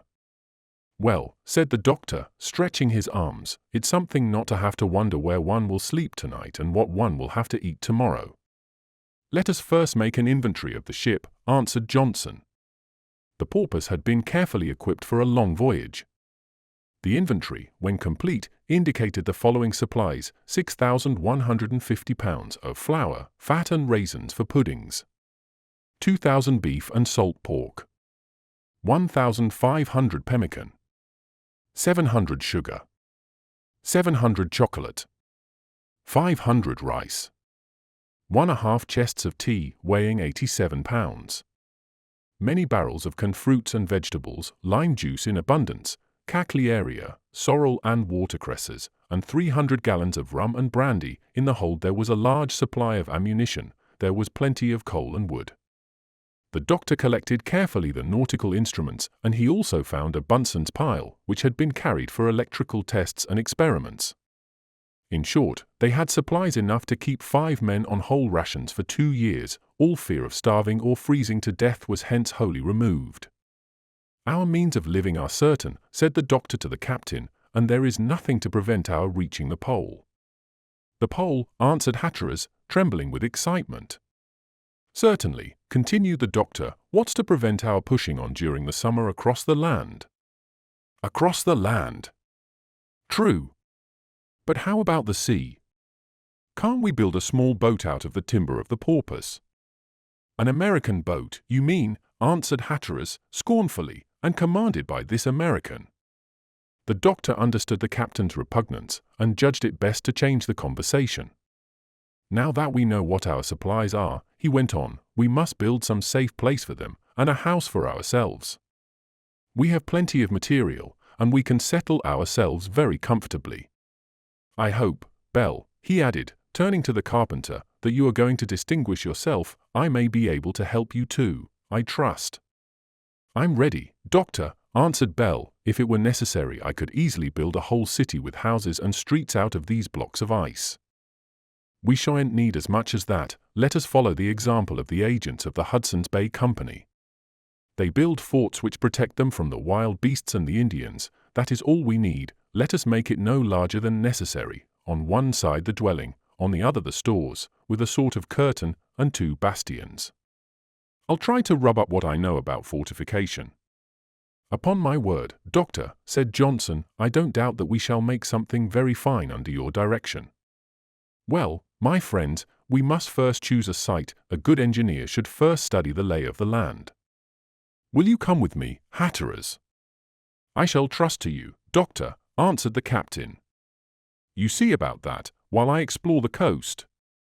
Altamont, who was still too feeble to get to work, was left on board of his ship, and the 2 Englishmen set foot on the mainland. The weather was thick and stormy. At noon the thermometer stood at -11 degrees, but, there being no wind, that temperature was comfortable. Judging from the outline of the shore, a large sea, at that time wholly frozen, stretched out farther than I could reach in the west. On the east it was limited by a rounded coast, cut into by numerous estuaries, and rising suddenly about 200 yards from the shore, it formed a large bay, full of dangerous rocks, on which the porpoise had been wrecked. Far off on the land rose a mountain, which the doctor conjectured to be about 3,000 feet high. Towards the north a promontory ran into the sea, after hiding a part of the bay. An island of moderate size rose from the field of ice, 3 miles from the mainland, so that it offered a safe anchorage to any ship that could enter the bay. In a hollow cut of the shore was a little inlet, easily reached by ships, if this part of the Arctic seas was ever open. Yet, according to the accounts of Beecher and Penny, this whole sea was open in the summer months. In the middle of the coast the doctor noticed a sort of plateau about 200 feet in diameter. On 3 sides it was open to the bay. The 4th was enclosed by an elevation about 120 feet high. This could be ascended only by steps cut in the ice.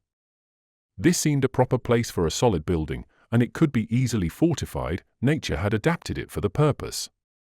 It was only necessary to make use of the place. The doctor, Bell, and Johnson reached this place by means of steps cut in the ice. As soon as the doctor saw the excellence of the place, he determined to dig away the 10 feet of hardened snow which covered it. The buildings had to be built on a solid foundation. During Monday, Tuesday, and Wednesday, work went on without relaxation. At last the ground appeared. It consisted of a hard, dense granite, with the angles as sharp as glass. It contained, moreover, garnets and large crystals of feldspar, against which the pickaxe struck fire. The doctor then gave them the dimensions and plan of the snow house. It was to be 40 feet long, 20 broad, and 10 deep. It was divided into 3 rooms, a sitting room, a bedroom, and a kitchen. More was not needed. To the left was the kitchen, to the right the bedroom, in the middle the sitting room. For 5 days they worked busily. There was no lack of material. The ice walls were thick enough to resist thawing, for they could not risk being wholly without protection, even in summer. In proportion as the house rose, it became agreeable to see. There were 4 front windows, 2 in the sitting room, 1 in the kitchen, another in the bedroom, for panes of glass they substituted large sheets of ice, in the Eskimos' fashion, which served as well as unpolished glass for the passage of light. In front of the sitting room, between two windows, there ran a long entry like a tunnel, which gave admission to the house. A solid door, brought from the Porpoise, closed it hermetically. When the house was finished, the doctor was delighted with his handiwork. It would have been impossible to say to what school of architecture the building belonged, although the architect would have avowed his preferences for the Saxon Gothic, so common in England, but the main point was that it should be solid. Therefore the doctor placed on the front short uprights, on top a sloping roof rested against the granite wall. This served to support the stove pipes, which carried the smoke away. When the task was completed, they began to arrange the interior. They carried into the bedroom the sleeping accommodations from the Porpoise. They were arranged in a circle about a large stove. Benches, chairs, sofas, tables, wardrobes were arranged in the sitting room, which was also used as a dining room. The kitchen received the cooking stoves of the ship and the various utensils. Sails, stretched on the floor, formed the carpet and also served as hangings to the inner doors, which had no other way of closing. The walls of the house averaged 5 feet in thickness, and the recesses for the windows looked like embrasures in a fort. It was all built with great solidity. What more was to be desired? If they had listened to the doctor, there is no knowing what they would not have made of this ice and snow, which can be so easily manipulated. He all day long would ponder over plans which he never hoped to bring about, but he thereby lightened the dull work of all by the ingenuity of his suggestions. Besides, he had come across, in his wide reading, a rather rare book by one Kraft, entitled Detailed Description of the Snow Palace built at St. Petersburg in January 1740, and of all the objects it contained. The recollection of this book impressed him. One evening he gave his companions a full account of the wonders of that snow palace. "Why couldn't we do here," he asked, "what they did at St. Petersburg? What do we need? Nothing, not even imagination." "So it was very handsome," said Johnson. "It was fairy-like, my friend." The house, built by order of the Empress Anna, and in which she had celebrated the marriage of one of her buffoons in 1740, was nearly as large as ours, but in front stood 6 cannons of ice. They were often fired without bursting. There were also mortars to hold 60-pound shells, so we could have some formidable artillery. The bronze is handy, and falls even from heaven. But the triumph of taste and art was on the front of the palace, which was adorned with handsome statues. The steps were garnished with vases of flowers of the same material. On the right stood an enormous elephant, who played water through his trunk by day, and burning naphtha by night. "What a menagerie we might have if we only wanted to." "As for animals," answered Johnson, "we shan't lack them, I fancy, and they won't be any the less interesting for not being made of ice." "Well," said the doctor, "we shall be able to defend ourselves against their attacks, but to return to the palace, I should add that inside there were mirrors, candelabra, beds, mattresses, pillows, curtains, clocks, chairs, playing cards, wardrobes well furnished, and all cut out of ice. In fact, nothing was lacking." "It was then a true palace," said Bell. "A splendid palace, worthy of a sovereign." "Ice? It was kind of Providence to invent it, since it lends itself to so many miracles and accommodates so readily to the needs of castaways. It took them until March 31st to get the house ready. This was Easter Sunday, and the day was set aside for rest. The whole day was spent in the sitting room, where divine service was read, and each was able to judge of the excellent arrangements of the snow house. The next morning they set about building stores and a magazine. This took them about a week, including the time employed for emptying the Porpoise, which was not done without difficulty, for the low temperature did not permit them to work very long. At last, April 8th, provisions, food, and supplies were safely sheltered on land. The stores were placed to the north, and the powder house to the south. About 60 feet from the end of the house, a sort of dog kennel was built near the stores. It was destined for the Greenland dogs, and the doctor honored it with the title of Dog Palace. Duke partook of the common quarters. Then the doctor passed to the means of defense of the place. Under his direction the plateau was surrounded by a real fortification of ice which secured it against every invasion. Its height made a natural protection, and as there was no salient, it was equally strong on all sides.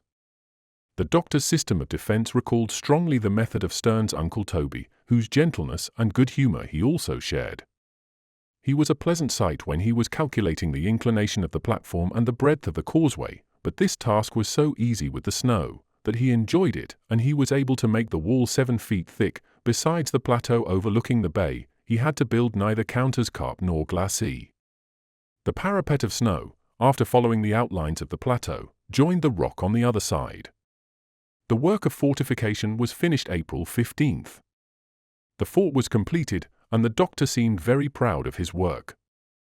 In truth, this fortified enclosure could have withstood for a long time against a tribe of Eskimos, if such enemies were met under that latitude, but there was no trace of human beings there. Hatteras, in making out the outline of the bay, did not see any ruins of the huts which are so commonly found in the places resorted to by Greenland tribes. The castaways of the Forward and the Porpoise appeared to be the first ever to set foot on this unknown shore. But if they need not fear men, animals were to be dreaded, and the fort, thus defended, would have to protect the little garrison against their attacks. Chapter 7. A discussion about charts. During these preparations for going into winter quarters, Altamont had entirely recovered his health and strength. He was even able to aid in unloading the ship. His vigorous constitution at last carried the day, and his pallor soon gave way before the vigor of his blood. They saw in him a sanguine, robust citizen of the United States, an intelligent, energetic man with a resolute character, a bold, hardy American ready for everything. He was originally from New York, and had been a sailor from infancy. As he told his companions, his ship, the Porpoise, had been equipped and sent out by a society of wealthy American merchants, at the head of whom was the famous Mr. Grinnell. There was a certain similarity between his disposition and that of Hatteras, but their sympathies were different. This similarity did not incline them to become friends. Indeed, it had the opposite effect.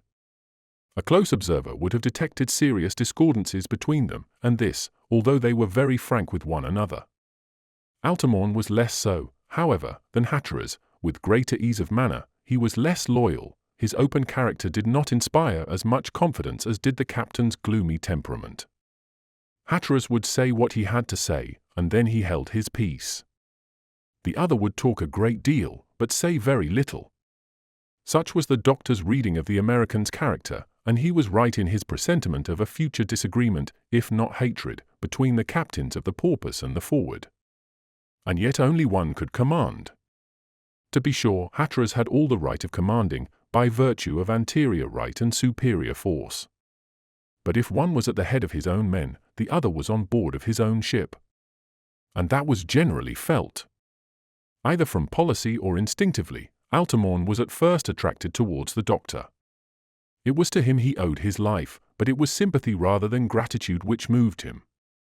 This was the invariable effect of Clawbonny's nature.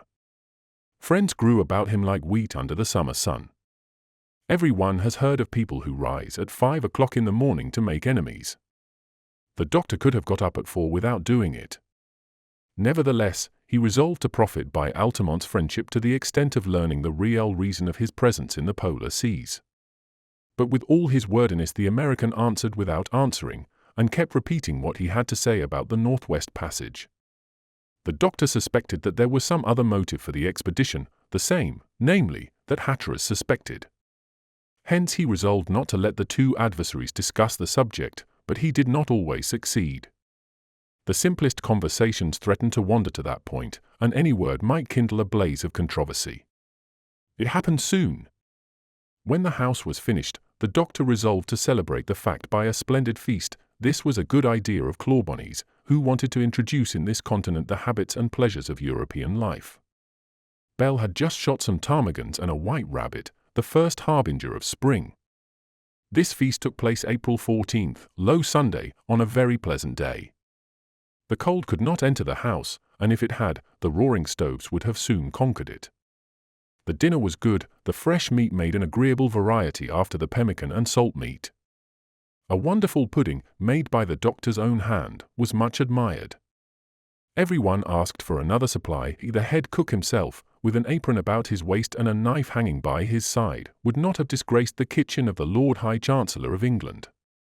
At dessert, liquors appeared. The American was not a teetotaler, hence there was no reason for his depriving himself of a glass of gin or brandy. The other guests, who were never in any way intemperate, could permit themselves this infraction of their rule, so, by the doctor's command, each one was able to drain a glass at the end of the merry meal. When a toast was drunk to the United States, Hatteras was simply silent. It was then that the doctor brought forward an interesting subject. "My friends," he said, "it is not enough that we have crossed the waters and ice and have come so far. There is one thing left for us to do. Hence I propose that we should give names to this hospitable land where we have found safety and rest. That is the course pursued by all navigators, and there is not one who has neglected it. Therefore we ought to carry back with us not only a map of the shores, but also the names of the capes, bays, points, and promontories which we find. That is absolutely necessary." "Good," cried Johnson. "Besides, when one can give all these lands their own names, it looks like genuine work, and we can't consider ourselves as cast away on an unknown shore. Besides," added Bell, "that simplifies instructions and facilitates the execution of orders. We may be compelled to separate during some expedition or in hunting, and the best way for finding our way back is to know the names of the places." "Well," said the doctor, "since we are all agreed, let us try to settle on some names without forgetting our country and friends." "You are right, doctor," answered the American, "and you give what you say additional value by your warmth." "Well," continued the doctor, "let us go on in order." Hatteras had not taken part in the conversation, he was thinking. Still the eyes of his companions were fastened on him. He rose and said, "If you are all willing, and I don't think any one will dissent." At those words Hatteras looked at Altamont. "It seems to me proper to name this house after its skillful architect, and to call it the doctor's house." "That's true," said Bell. "Good," shouted Johnson, "doctor's house." "Couldn't be better," added Altamont. "Hurrah for Dr. Clawbonny." 3 cheers were then given, to which Duke added an approving bark. "So," resumed Hatteras, "let this house bear that name until some new land is discovered to bear the name of our friend." "Ah," said Johnson, "if the earthly paradise were to be named over again, the name of Clawbonny would suit it to a miracle." The doctor, much moved, wanted to defend himself by modesty, but he was unable. It was then formally agreed that the feast had been eaten in the grand dining hall of Doctor's house, after being cooked in the kitchen of Doctor's house, and that they would go comfortably to bed in the chamber of Doctor's house. "Now," said the doctor, "let us take the more important points of our discoveries." "There is," said Hatteras, "this immense sea which surrounds us, and in which no ship has ever floated." "No ship," interrupted Altamont. "It seems to me the porpoise should not be forgotten, unless indeed it came by land," he added jestingly. "One might think it had," retorted Hatteras, "to see the rocks on which it is now resting." "Indeed, Hatteras," answered Altamont with some vexation, "but, on the whole, isn't even that better than blowing up as the Forward did?" Hatteras was about to make some angry reply, when the doctor interrupted him. "My friends," he said, "we are not talking about ships, but about the new sea." "It is not new," interrupted Altamont. "It already bears a name on all the charts of the pole. It is the Arctic Ocean, and I don't see any reason for changing its name. If we should find out in the future that it is only a sound or gulf, we can see what is to be done." "Very well," said Hatteras. "Agreed," said the doctor, regretting that he had aroused a discussion between rival nationalities. "Let us come to the land which we are now in," resumed Hatteras. "I am not aware that it bears any name on the most recent maps." At these words he turned to Altamont, who did not lower his eyes, but answered, "You may be mistaken again, Hatteras." "Mistaken? This unknown land, this new country, has a name already," answered the American, quietly. Hatteras was silent. His lips trembled. "And what is its name?" asked the doctor, a little surprised at the American's statement. "My dear Clawbonny," answered Altamont, "it is the custom, not to say the habit, of every explorer to give a name to the continent which he has discovered. It seems to me that on this occasion it was in my power and that it was my duty to use this indisputable right." "Still," said Johnson, whom Altamont's coolness annoyed. "It seems to me hard to pretend," the American resumed, "that the porpoise did not discover this coast, and even on the supposition that it came by land," he added, glancing at Hatteras, there can't be any question. That is a claim I can't admit, answered Hatteras, gravely, forcibly restraining himself. To give a name, one should be the discoverer, and that I fancy you were not. Without us, besides, where would you be, sir, you who presume to impose conditions upon us? 20 feet under the snow. And without me, sir, replied the American, without my ship, where would you be at this moment? Dead of cold and hunger. My friends, said the doctor, intervening for the best, come, a little calm, it can all settle itself. Listen to me.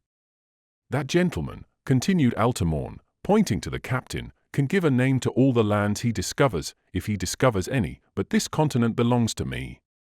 I cannot admit of its bearing two names, like Grinnell Land and Prince Albert's Land, because an Englishman and American happen to find it at the same time.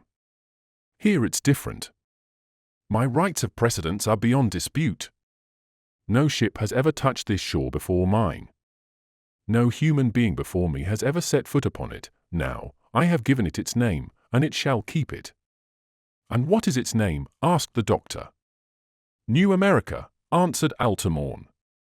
Hatteras clenched his fists on the table. But with a violent effort he controlled himself. Can you prove to me, Altamont went on, that any Englishman has ever set foot on this soil before me?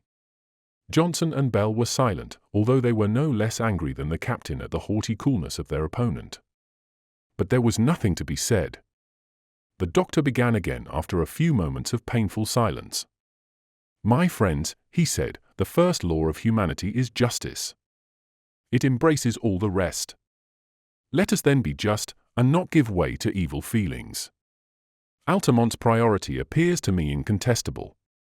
There is no question about it. We shall have our revenge later, and England will have a good share in future discoveries.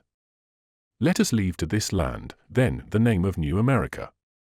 But Altamont, in giving it this name, has not, I imagine, disposed of the bays, capes, points, and promontories which it encloses, and I don't see anything to prevent our calling it Victoria Bay. None at all, answered Altamont, provided that the cape jutting into the sea over there is named Cape Washington. You might have chosen, sir, cried Hatteras, beside himself, a name less offensive to an English ear. But none dearer to an American ear, answered Altamont, with much pride. Come, come, continued the doctor, who found it hard to keep the peace in this little world. No discussion about that. Let an American be proud of his great men. Let us honor genius wherever it is found, and since Altamont has made his choice, let us now speak for ourselves and our friends. Let our captain. Doctor, answered Hatteras, since this is an American land, I don't care to have my name figure here. Is that opinion unchangeable? Asked the doctor. It is, answered Hatteras. The doctor did not insist any further. Well, then, it's our turn, he said, addressing the old sailor and the carpenter, let us leave a trace of our passage here. I propose that we call that island about 3 miles from here Johnson Island, in honor of our boatswain. Oh, said the latter, a little embarrassed, oh, doctor. As to the mountain which we have seen in the west, we shall call it Bell Mountain, if our carpenter is willing. It's too much honor for me, answered Bell. It's only fair, said the doctor. Nothing better, said Altamont. Then we have only to name our fort, resumed the doctor. There need be no discussion about that. It's neither to Her Royal Highness Queen Victoria nor to Washington that we owe our protection in it at this moment, but to God, who brought us together and saved us all. Let it be called Fort Providence. A capital plan, answered Altamont.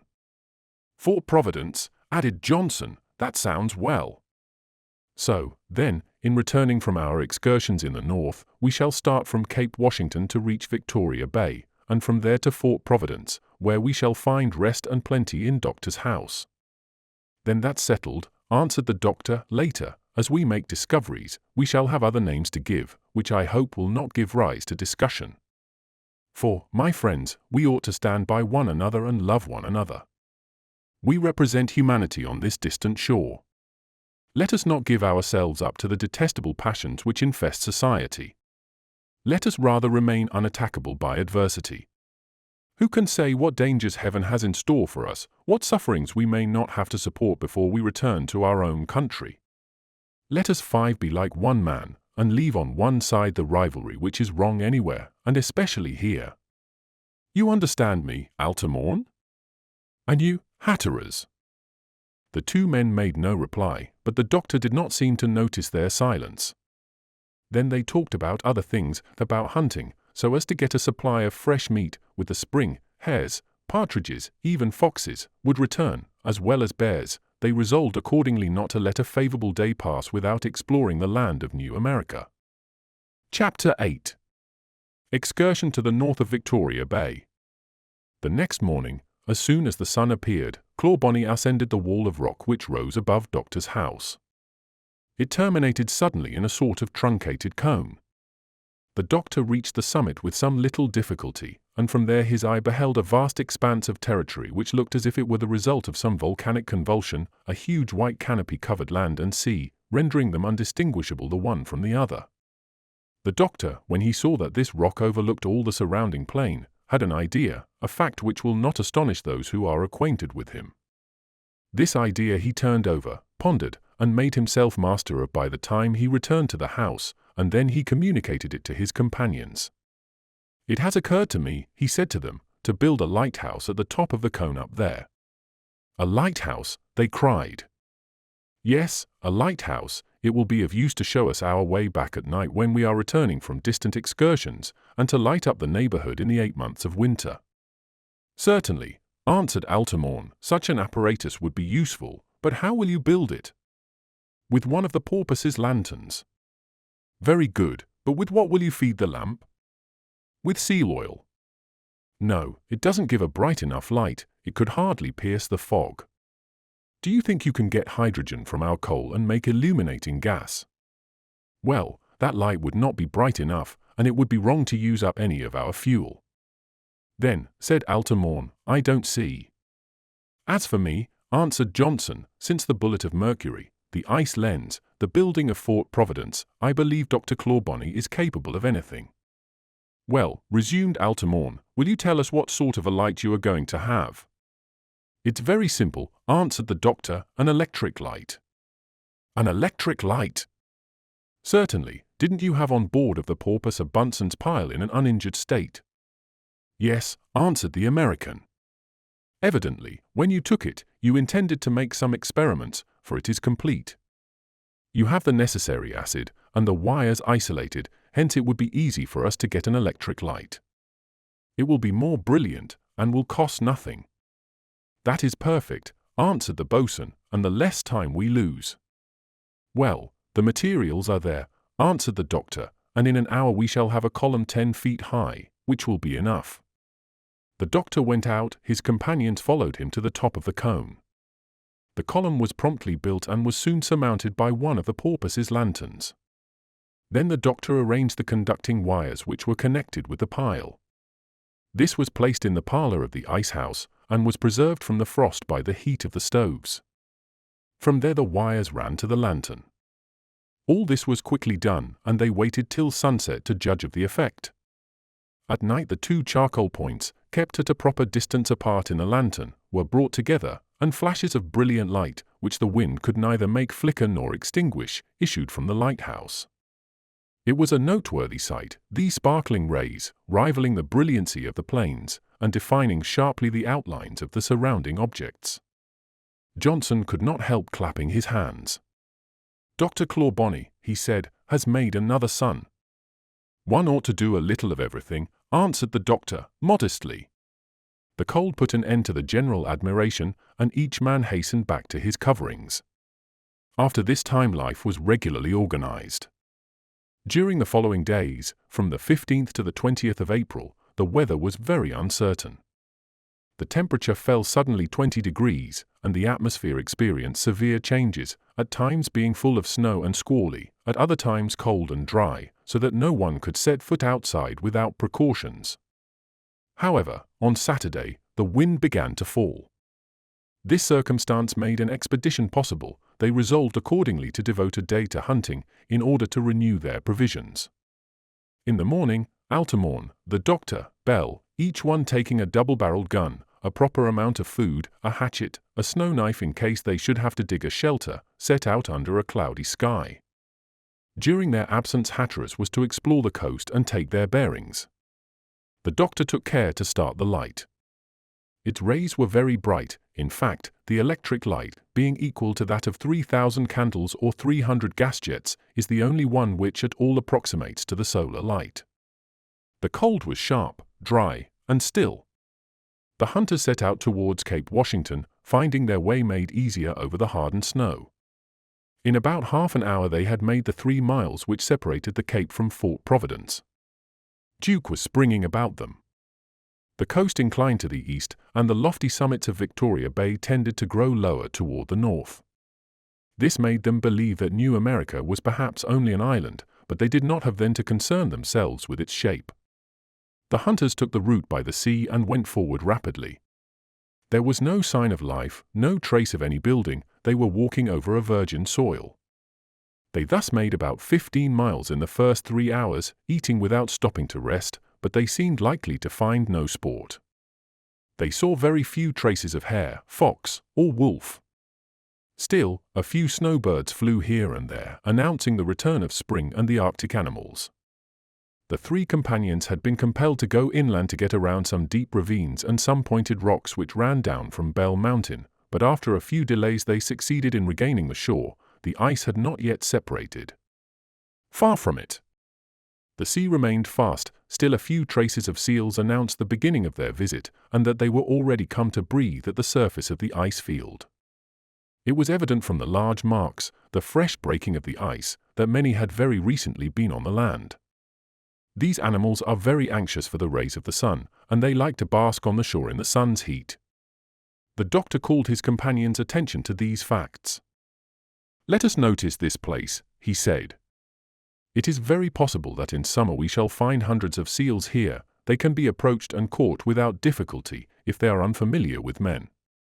But we must take care not to frighten them, or they will disappear as if by magic and never return. In that way, careless hunters, instead of killing them one by one, have often attacked them in a crowd, with noisy cries, and have thereby driven them away."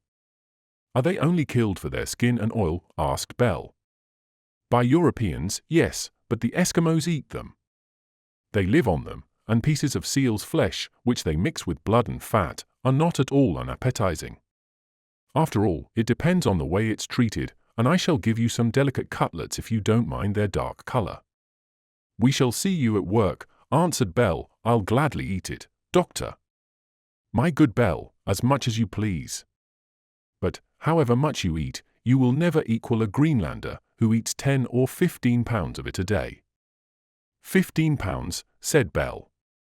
"What stomachs?" "Real polar stomachs," answered the doctor, "prodigious stomachs which can be dilated at will, and, I ought to add, can be contracted in the same way, so that they support starving as well as gorging. At the beginning of his dinner, the Eskimos is thin, at the end, he is fat, and not to be recognized. It is true that his dinner often lasts a whole day." "Evidently," said Altamont, "this voracity is peculiar to the inhabitants of cold countries." "I think so," answered the doctor. "In the Arctic regions one has to eat a great deal. It is a condition not only of strength, but of existence. Hence the Hudson's Bay Company gives each man 8 pounds of meat a day, or 12 pounds of fish, or 2 pounds of pemmican." "That's a generous supply," said the carpenter. "But not so much as you imagine, my friend, and an Indian crammed in that way does no better work than an Englishman with his pound of beef and his pint of beer a day." "Then, doctor, all is for the best." "True, but still an Eskimo's meal may well astonish us." While wintering at Boothia Land, Sir John Ross was always surprised at the veracity of his guides. He says somewhere that 2 men you understand, ate in one morning a whole quarter of a musk ox. They tear the meat into long shreds, which they place in their mouths, then each one, cutting off at his lips what his mouth cannot hold, passes it over to his companion, or else the gluttons, letting the shreds hang down to the ground, swallow them gradually, as a boa constrictor swallows an animal, and like it stretched out at full length on the ground. "Oh," said Bell, "the disgusting brutes." "Every one eats in his own way," answered the American, philosophically. "Fortunately," replied the doctor. "Well," said Altamont, "since the need of food is so great in these latitudes, I'm no longer surprised that in accounts of Arctic voyages there is always so much space given to describing the meals." "You are right," answered the doctor, "and it is a remark which I have often made myself. It is not only that plenty of food is needed, but also because it is often hard to get it. So one is always thinking of it and consequently always talking of it." "Still," said Altamont, "if my memory serves me right, in Norway, in the coldest countries, the peasants need no such enormous supply, a little milk, eggs, birch bark bread, sometimes salmon, never any meat, and yet they are hardy men." "It's a matter of organization," answered the doctor, "and one which I can't explain. Still, I fancy that the second or third generation of Norwegians, carried to Greenland, would end by feeding themselves in the Greenland way. And we too, my friends, if we were to remain in this lovely country, would get to live like the Eskimos, not to say like gluttons." "Dr. Clawbonny," said Bell, "it makes me hungry to talk in this way." "It doesn't make me," answered Altamont, "it disgusts me rather, and makes me dislike seal's flesh. But I fancy we shall have an opportunity to try the experiment. If I'm not mistaken, I see some living body down there on the ice." "It's a walrus," shouted the doctor, forward silently. Indeed, the animal was within 200 feet of the hunters. He was stretching and rolling at his ease in the pale rays of the sun. The three men separated so as to surround him and cut off his retreat, and they approached within a few fathoms lengths of him, hiding behind the hummocks, and then fired. The walrus rolled over, still full of strength. He crushed the ice in his attempts to get away, but Altamont attacked him with his hatchet and succeeded in cutting his dorsal fins. The walrus made a desperate resistance. New shots finished him, and he remained stretched lifeless on the ice field stained with his blood. He was a good-sized animal, being nearly 15 feet long from his muzzle to the end of his tail, and he would certainly furnish many barrels of oil. The doctor cut out the most savory parts of the flesh, and he left the corpse to the mercies of a few crows, which, at this season of the year, were floating through the air. The night began to fall. They thought of returning to Fort Providence. The sky had become perfectly clear, and while waiting for the moon to rise, the splendor of the stars was magnificent.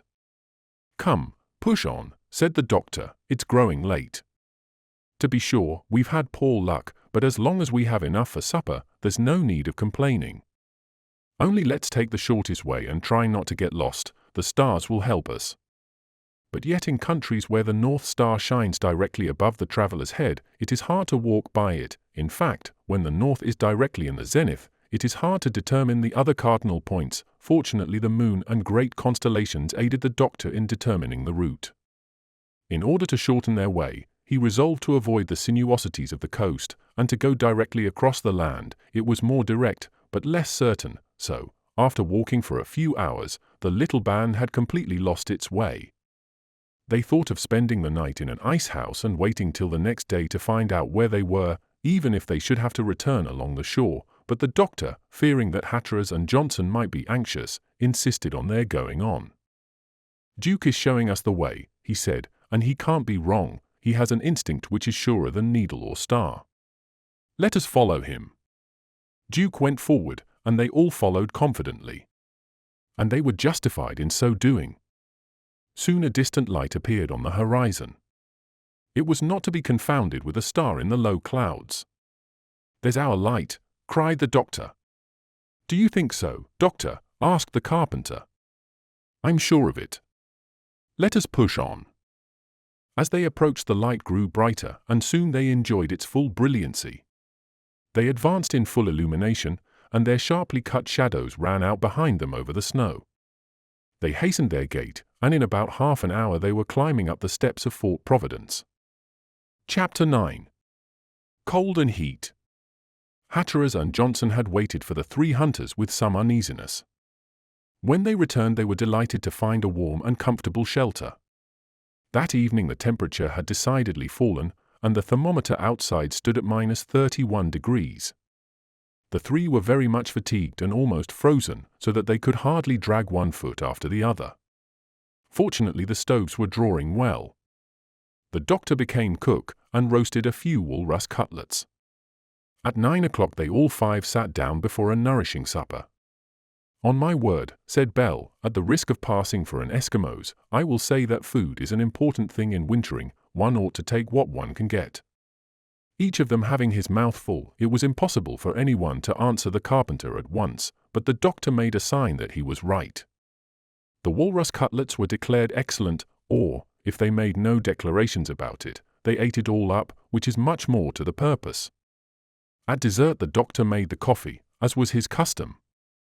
He entrusted this task to no one else. He made it at the table, in an alcohol machine, and served it boiling hot. He wanted it hot enough to scald his throat, or else he did not think it worth drinking.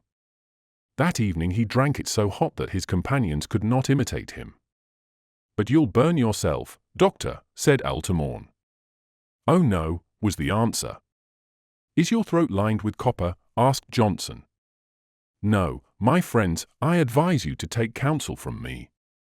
There are some persons, and I am of the number, who drink coffee at a temperature of 131 degrees. 131 degrees, cried Altamont, but the hand can't support that heat. Evidently, Altamont, since the hand can't endure more than 122 degrees in the water, but the palate and tongue are not so tender as the hand, they can endure much more. You surprise me, said Altamont. Well, I'm going to convince you. And the doctor, bringing the thermometer from the parlor, plunged the bulb into his cup of boiling coffee. He waited until it stood at 131 degrees, and then he drank it with evident joy.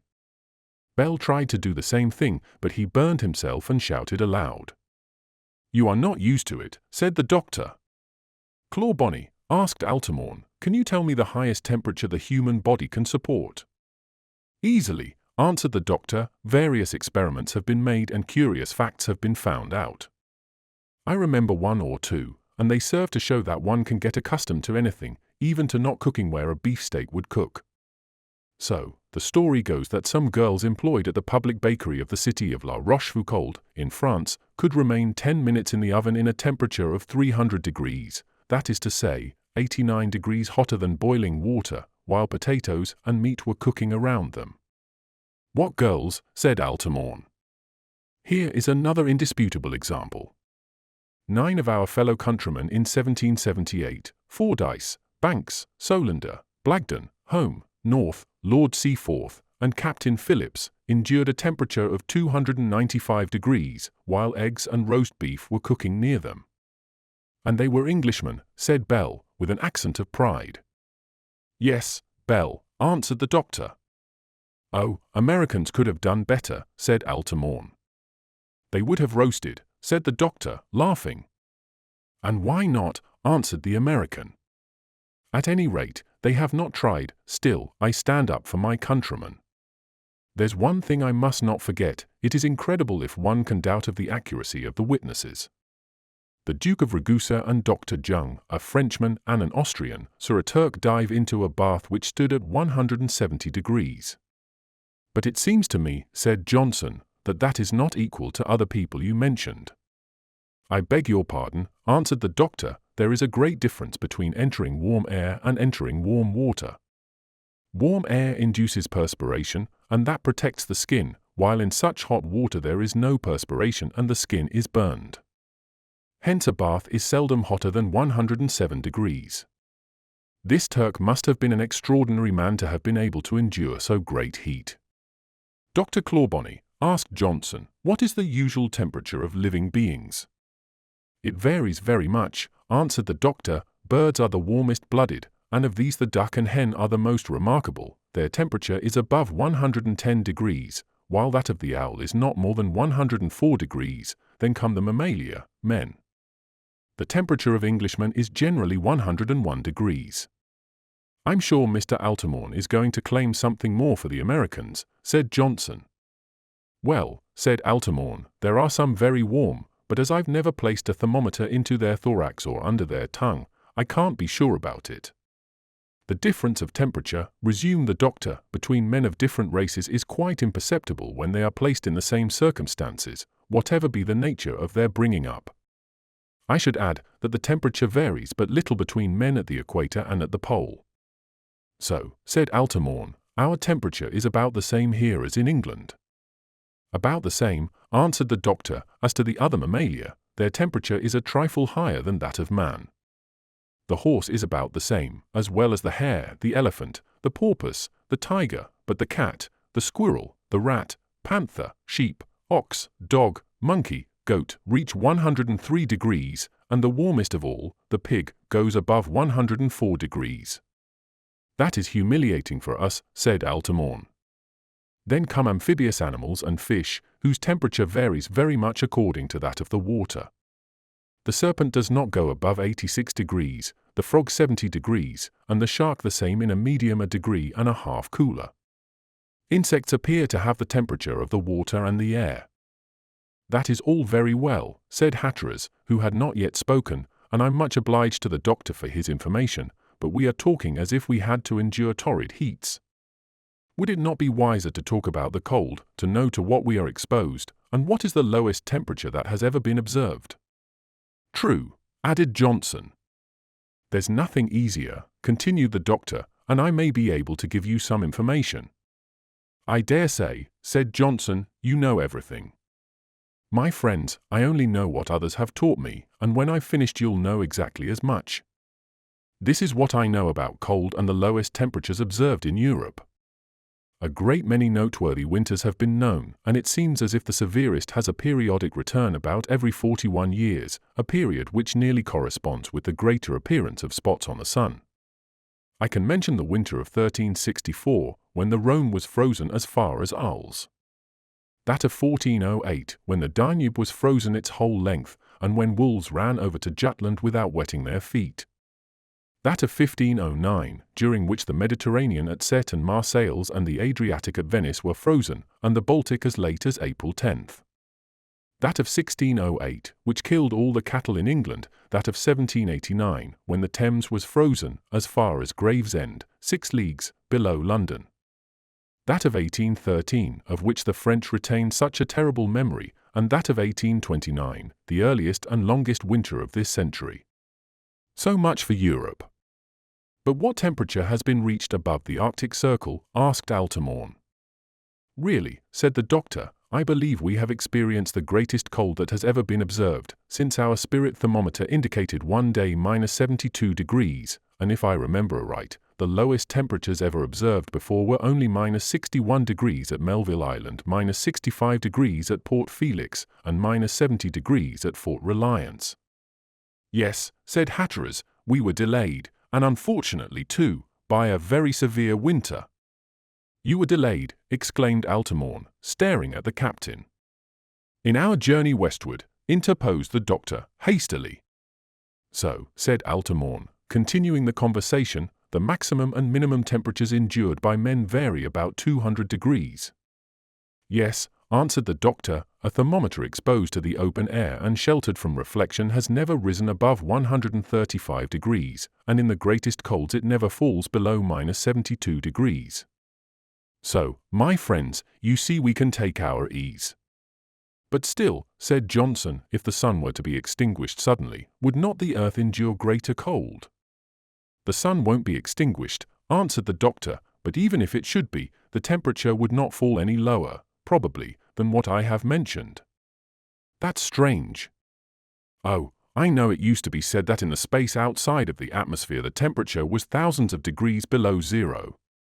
But since the experiment of the Frenchman Fourier, this has been disproved. He has shown that if the earth were placed in a medium void of all heat, that the temperature at the pole would be much greater, and that there would be very great differences between night and day. So, my friends, it is no colder a few millions of miles from the earth than it is here. Tell me, doctor, said Altamont, is not the temperature of America lower than that of other countries of the world? Without doubt, but don't be proud of it, answered the doctor with a laugh. And what is the reason? No very satisfactory explanation has ever been given, so it occurred to Hadley that a comet had come into collision with the Earth and had altered the position of its axis of rotation, that is to say, of its poles. According to him, the North Pole, which used to be situated at Hudson's Bay, found itself carried farther east, and the land at the Old Pole preserved a greater cold, which long centuries of the sun have not yet heated. And you do not admit this hypothesis. Not for a moment, for what is true of the eastern coast of America is not true of the western coast, which has a higher temperature. No. We can prove that the isothermal lines differ from the terrestrial parallels, and that is all. Do you know, Doctor, said Johnson, that it is pleasant to talk about cold in our present circumstances? Exactly, Johnson, we can call practice to the aid of theory. These countries are a vast laboratory where curious experiments on low temperatures can be made. Only, be always careful, if any part of your body is frozen, rub it at once with snow to restore the circulation of the blood, and if you come near the fire, be careful, for you may burn your hands or feet without noticing it, then amputation would be necessary, and we should try to leave nothing of ourselves in these lands. And now I think it would be well for us to seek a few hours of sleep. Willingly, answered the doctor's companions. Who keeps watch over the stove? I do, answered Bell. Well, my friend, take care the fire does not fall out, for it's most abominably cold this evening. Don't be uneasy, Doctor, it's very sharp, but see, the sky is all ablaze. Yes, answered the doctor, going up to the window, it's a magnificent aurora. What a glorious sight! I should never get tired of looking at it. In fact, the doctor admired all these cosmic phenomena, to which his companions paid but little attention. He had noticed, besides, that their appearance always preceded disturbances of the magnetic needle, and he was preparing some observations on the subject which he intended for Admiral Fitzroy's weather book. Soon, while Bell was on watch near the stove, all the rest, stretched on their beds, slept quietly. Chapter 10. The pleasures of winter quarters. There is a gloomy monotony about life at the pole. Man is wholly the sport of the changes of the weather, which alternates between intense cold and severe storms with savage relentlessness. The greater part of the time it is impossible to set foot out of doors. One is imprisoned in the hut of ice. Long months pass in this way, so that men lead the life of moles. The next day the thermometer was several degrees lower, and the air was full of clouds of snow, which absorbed all the light of day. The doctor saw himself kept within doors, and he folded his arms. There was nothing to be done, except every hour to clear away the entrance hall and to repolish the ice walls which the heat within made damp, but the snow house was very finely built, and the snow added to its resistance by augmenting the thickness of its walls. The stores were equally secure. All the objects taken from the ship had been arranged in order in these docks of merchandise, as the doctor called them. Now, although these stores were at a distance of only 60 feet from the house, it was yet on some days almost impossible to get to them, hence a certain quantity of provisions had always to be kept in the kitchen for daily needs. They had been wise in unloading the porpoise. The ship was exposed to a gentle but persistent pressure which was gradually crushing it. It was evident that nothing could be done with its fragments, still the doctor kept hoping to be able to build a launch out of them to return to England in, but the time for building it had not yet come. So for the most part the 5 men remained in complete idleness. Hatteras was pensive and always lying on the bed. Altamont was drinking or sleeping, and the doctor took good care not to rouse him from his slumbers, for he was always afraid of some distressing quarrel. These 2 men seldom spoke to one another. So during mealtime the prudent Clawbonny always took care to guide the conversation and to direct it in such a way as not to offend the susceptibilities of either, but he had a great deal to do. He did his best to instruct, distract, and interest his companions. When he was not arranging his notes about the expedition, he read aloud some history, geography, or work on meteorology, which had reference to their condition. He presented things pleasantly and philosophically, deriving wholesome instruction from the slightest incidents. His inexhaustible memory never played him false. He applied his doctrines to the persons who were with him, reminding them of such or such a thing which happened under such or such circumstances, and he filled out his theories by the force of personal arguments. This worthy man may be called the soul of this little world, a soul glowing with frankness and justice. His companions had perfect confidence in him. He even improved Captain Hatteras, who, besides, was very fond of him. He made his words, manners, and customs so agreeable that the life of these 5 men within 6 degrees of the pole seemed perfectly natural. When he was speaking, anyone would have imagined he was in his office in Liverpool. And yet this situation was unlike that of castaways on the islands of the Pacific Ocean, those Robinsons whose touching history always aroused the envy of their readers. There, the natural richness offers 1,000 different resources. A little imagination and effort suffice to secure material happiness. Nature aids man, hunting and fishing supply all his wants, the trees grow to aid him, caverns shelter him, brooks slake his thirst, dense thickets hide him from the sun, and severe cold never comes upon him in the winter. A grain tossed into the earth brings forth a bounteous return a few months later. There, outside of society, everything is found to make man happy. And then these happy isles lie in the path of ships. The castaway can hope to be picked up, and he can wait in patience. But here on the coast of New America, how great is the difference! This comparison would continually occur to the doctor, but he never mentioned it to the others, and he struggled against the enforced idleness. He yearned ardently for the spring, in order to resume his excursions, and yet he was anxious about it, for he foresaw difficulties between Hatteras and Altamont. If they pushed on to the pole, there would necessarily be rivalry between the 2 men. Hence he had to prepare for the worst, and still, as far as he could, to try to pacify these rivals, but to reconcile an American and an Englishman, 2 men hostile to one another from their birth, one endowed with real insular prejudice, the other with the adventurous, irreverent spirit of his country, was no easy task. When the doctor thought of their eager rivalry, which in fact was one of nationalities, he could not help, not shrugging his shoulders, but lamenting human weakness. He would often talk to Johnson on this subject. He and the old sailor agreed in the matter. They were uncertain what view to take, and they foresaw complications in the future. Still, the bad weather continued. They could not leave Fort Providence even for an hour. Night and day they had to remain in the snow house. They all found it tedious, except the doctor, who found diversion for himself. "Isn't there any way we can amuse ourselves?" said Altamont one evening. "This isn't really living, lying here like sluggish reptiles all winter." "It's a pity," said the doctor, "that we are too few to organize any system of distractions." "Do you mean it would be easier for us to combat idleness if there were more of us?" asked the American. "Yes, when whole crews have wintered in boreal regions, they have found out the way to avoid idleness." "To tell the truth," said Altamont, "I should like to know how they did. They must have been very ingenious to get any fun out of these surroundings." "They didn't ask one another riddles, I suppose?" "No," answered the doctor, "but they introduced into these lands 2 great means of amusement, the press and the theatre." "What? Did they have a newspaper?" asked the American. "Did they act plays?" asked Bell. "Yes, and with much amusement." While he was wintering at Melville Island, Captain Parry offered his crews these 2 entertainments, and they enjoyed them very much. "Well," said Johnson, "I should have liked to be there. It must have been funny enough." Funny indeed. Lieutenant Beecher was manager of the theatre, and Captain Sabine editor of the Winter Chronicle, or Gazette of North Georgia. "Good names," said Altamont.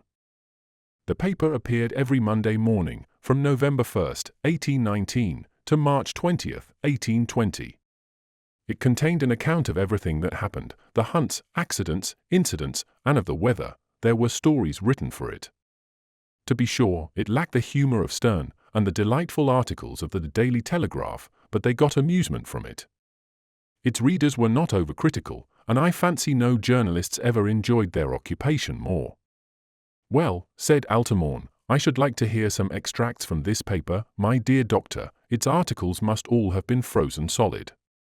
"No, no," answered the doctor. "At any rate, what would have seemed simple enough to the Liverpool Philosophical Society or the London Literary Institution was perfectly satisfactory to the crews beneath the snow. Do you want a sample?" "What?" "Do you remember?" "No, but you had Parry's voyages on board the Paupers, and I can read you his own account." "Do," shouted the doctor's companions. "There's nothing easier." The doctor got the book from the shelves, and soon found the passage. "See here," he said, "here are some extracts from the newspaper.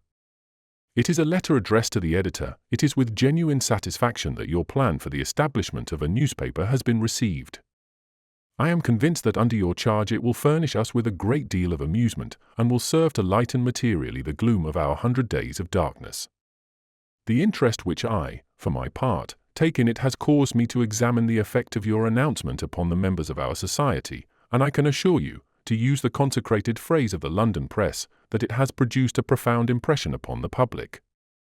The day after the appearance of your prospectus, there was on board an unusual and unprecedented demand for ink.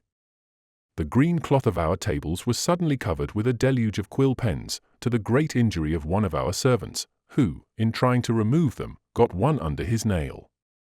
Finally, I know that Sergeant Martin has had no less than 9 pocket-knives to sharpen. Our tables are groaning beneath the unaccustomed weight of inkstands, which had not seen the light for 2 months, and it is even whispered that the depths of the hold have been often opened to secure many reams of paper, which did not expect to issue so soon from their place of repose. I shall not forget to say to you that I have some suspicions that an effort will be made to slip into your box some articles, which, lacking complete originality, and not being wholly unpublished, may not suit your plan. I can affirm that no later than last evening an author was seen bending over his desk, holding in one hand an open volume of The Spectator, while with the other he was thawing his ink by the flame of the lamp. It is useless to recommend you to keep a lookout against such devices. We must not see reappearing in the Winter Chronicle what our ancestors used to read at breakfast more than a century ago. Well, well, said Altamont, when the doctor had finished reading, there is really good humour in that, and the writer must have been a bright fellow. Bright is the word, answered the doctor. Stop a moment, here is an amusing advertisement, wanted. A middle-aged, respectable woman to help dress the ladies of the troupe of the Theatre Royal of North Georgia. Suitable salary given, tea and beer free. Address the committee of the theatre. N.B. A widow preferred. They were not disgusted, at any rate, said Johnson. And did they get the widow? Asked Bell. Probably, answered the doctor, for here is an answer addressed to the committee. Gentlemen, I am a widow, 26 years old, and I can produce warm testimonials as to my morals and talents. But before taking charge of the dresses of the actresses of your theatre, I am anxious to know if they intend to keep their trousers on, and whether I can have the aid of some strong sailors to lace their corsets properly. This being arranged, gentlemen, you may count upon your servant. A.B. P.S. Can you not substitute brandy for beer? Bravo, shouted Altamont. I suppose they had ladies' maids to lace you by the capstan. Well, they were jolly fellows. Like all who do what they set out to do, remarked Hatteras. Hatteras uttered these words, and then he relapsed into his usual silence. The doctor, unwilling to dwell on that subject, hastened to resume his reading. See here, he said, here is a picture of Arctic sufferings. It may be varied infinitely, but a few of the observations are wise enough, for instance, to go out in the morning to take the air, and on setting foot off the ship, to take a cold bath in the cook's trough. To go on a hunting party, get near a fine reindeer, take aim, try to fire, and miss the shot on account of a damp cap. To start out with a piece of fresh bread in the pocket, and when one gets hungry to find it frozen hard enough to break one's teeth. To leave the table suddenly on hearing a wolf is in sight of the ship, and to come back and find one's dinner eaten by the cat. To return from a walk wrapped in thought, and to be awakened suddenly by the embrace of a bear. You see, my friends, said the doctor, we should not find it hard to imagine other polar troubles, but from the moment it becomes necessary to endure these miseries, it would be a pleasure to narrate them. Upon my word, said Altamont, that's an amusing paper, and it's a pity we can't subscribe to it. Suppose we should start one, suggested Johnson. We 5, answered Clawbonny, we should all be editors, and there would be no readers. Nor audience either, if we should act a play, said Altamont. Tell us, doctor, said Johnson, something about Captain Parry's theatre. Did they act new plays there? Of course, at first they made use of 2 volumes which were put on board of the Hector, and they had plays every fortnight, but soon they had acted all. Then they resorted to original authors, and Parry himself wrote a suitable play for the Christmas holidays. It was very successful, and was called The Northwest Passage, or The End of the Voyage. A capital title, answered Altamont, but I confess, if I had to write on that subject, I should be puzzled about the end." "You are right," said Bell. "Who can say how it will end?" "True," answered the doctor, "but why bother about the end, since the beginning is so favorable? Let us trust in Providence, my friends, let us act our part well, and since the end depends on the author of all things, let us have confidence in him. He will know what to do with us." "Let us sleep on it," answered Johnson. "It is late, and since bedtime has come, let us turn in." "You are in a great hurry, my old friend," said the doctor. "Naturally enough, doctor, I am so comfortable in bed. And then my dreams are pleasant. I dream of warm countries, or that, to tell the truth, half of my life is spent at the equator and half at the pole." "The deuce," said Altamont, "you have a happy temperament." "True," answered the boatswain. "Well, it would be cruel to detain Johnson any longer. His tropical sun is waiting for him. Let us go to bed." Chapter 11. Disquieting Traces. In the night of April 26th to 27th, the weather changed. The thermometer fell many degrees, and the inhabitants of Doctor's house perceived it from the cold which made its way beneath their coverings. Altamont, who was watching the stove, took care not to let the fire get low, and he was kept busy putting on enough coal to keep the temperature at 50 degrees. This cold weather announced the end of the storm, and the doctor was glad of it, for now they could resume their usual occupations, their hunting, excursions, and explorations. This would put an end to the apathy of their loneliness, which in time sours even the finest characters. The next morning the doctor rose early, and made his way over the drifts to the lighthouse. The wind was from the north, the air was clear, the snow was hard under his feet. Soon his 5 companions had left Doctor's house. Their first care was to dig away the drifted snow, which now disguised the plateau. It would have been impossible to discover any traces of life upon it, for the tempest had buried all inequalities beneath 15 feet of snow. After the snow was cleared away from the house, it was necessary to restore its architectural outline. This was very easy, and after the ice was removed, a few blows with the snow knife gave it its normal thickness. After 2 hours' work the granite appeared, and access to the stores and the powder house was free. But since, in these uncertain climates, such things can happen every day, a new supply of food was carried to the kitchen. They were all wearied of salt food and yearned for fresh meat, and so the hunters were charged with changing the bill of fare, and they prepared to set out. Still the end of April did not bring with it the polar spring, which was yet 6 weeks off. The sun's rays were still too feeble to melt the snow or to nourish the few plants of these regions. They feared lest animals should be scarce, both birds and quadrupeds. But a hare, a few ptarmigans, even a young fox, would have been welcome to the table of Doctor's house, and the hunters resolved to shoot whatever should come within range. The doctor, Altamont, and Bell determined to explore the country.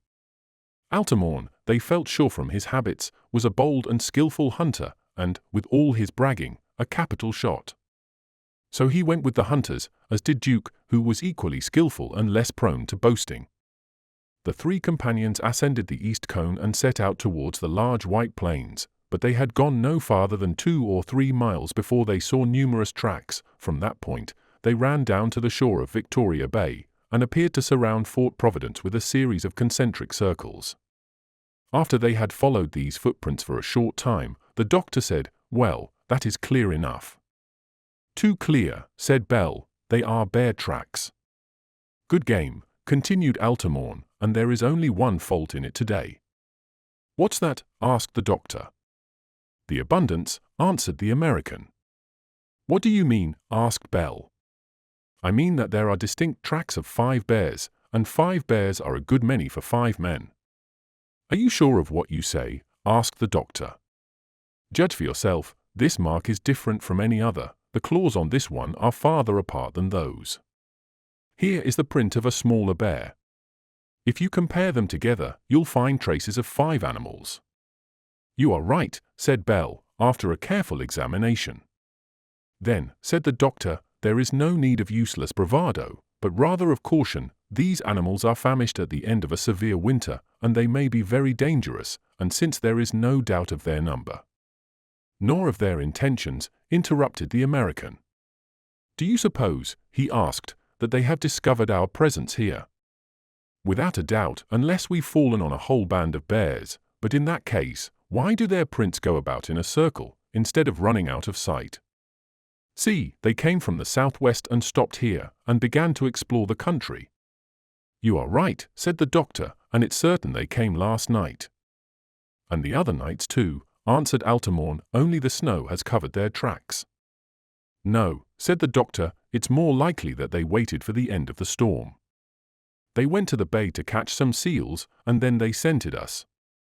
True, said Altamont, so it is easy to know whether they will return tonight. How so? Asked Bell. By rubbing out some of their tracks, and if we find new ones tomorrow, we can be sure that they are trying to get into Fort Providence. Well, said the doctor, we shall at least know what to expect. The three then set to work, and soon effaced all the tracks over a space of about 600 feet. It's strange, however, said Bell, that they could scent us at so great a distance. We didn't burn anything greasy which could attract them. Oh, answered the doctor, they have very fine sight, and delicate sense of smell. Besides, they are very intelligent, perhaps the most intelligent of animals, and they have found out something strange here. Perhaps, continued Bell, during the storm, they came up as far as the plateau. Then, said the American, why should they have stopped there?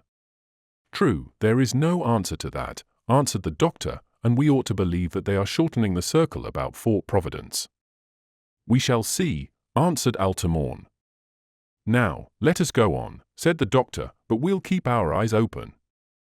They kept careful watch, through fear lest some bear should be hidden behind the masses of ice. Often they took the blocks for animals, from their shape and whiteness, but soon they discovered their mistake. They returned at last to the shore beneath the cone, and from there their eyes swept in vain from Cape Washington to Johnson Island. They saw nothing, everything was white and motionless, not a sound was to be heard. They entered the snow house. Hatteras and Johnson were informed of the condition of affairs, and they resolved to keep a strict watch. Night came, nothing occurred to alarm them, or to mar its beauty. At dawn the next morning, Hatteras and his companions, fully armed, went out to examine the condition of the snow. They found the same tracks as on the previous day, only nearer. Evidently the enemy was preparing to lay siege to Fort Providence. They have opened their second parallel, said the doctor. They have made a point in advance, answered Altamont. See those footprints coming nearer the plateau, they are those of some strong animal. Yes, they are gaining ground gradually, said Johnson. It is evident that they're going to attack us. There's no doubt of that, said the doctor. Let us avoid showing ourselves. We are not strong enough to fight successfully. But where do these devilish bears come from? Asked Bell. From behind those pieces of ice to the east, where they are spying us. Don't let us get too near them. And our hunt? Asked Altamont. Let us put it off for a few days, answered the doctor. Let us again rub out these nearest marks, and tomorrow we shall see if they are renewed. In this way we can see the maneuvers of our enemies. The doctor's advice was taken, and they returned to the fort. The presence of these terrible beasts forbade any excursion. Strict watch was kept over the neighborhood of Victoria Bay. The lighthouse was dismantled. It was of no real use, and might attract the attention of the animals. The lantern and the electric threads were carried to the house, then they took turns in watching the upper plateau. Again they had to endure the monotony of loneliness, but what else was to be done? They dared not risk a contest at so fearful odds. No one's life could be risked imprudently. Perhaps the bears, if they caught sight of nothing, might be thrown off the track, or, if they were met singly, they might be attacked successfully. However, this inaction was relieved by a new interest. They had to keep watch, and no one regretted it. April 28 passed by without any sign of the existence of the enemy. The next morning their curiosity as to the existence of new tracks was succeeded by astonishment. Not a trace was to be seen, the snow was intact. Good, shouted Altamont, the bears are thrown off the track. They have no perseverance. They are tired of waiting, and have gone. Goodbye, and now off to the hunt. Answered the doctor, who can say?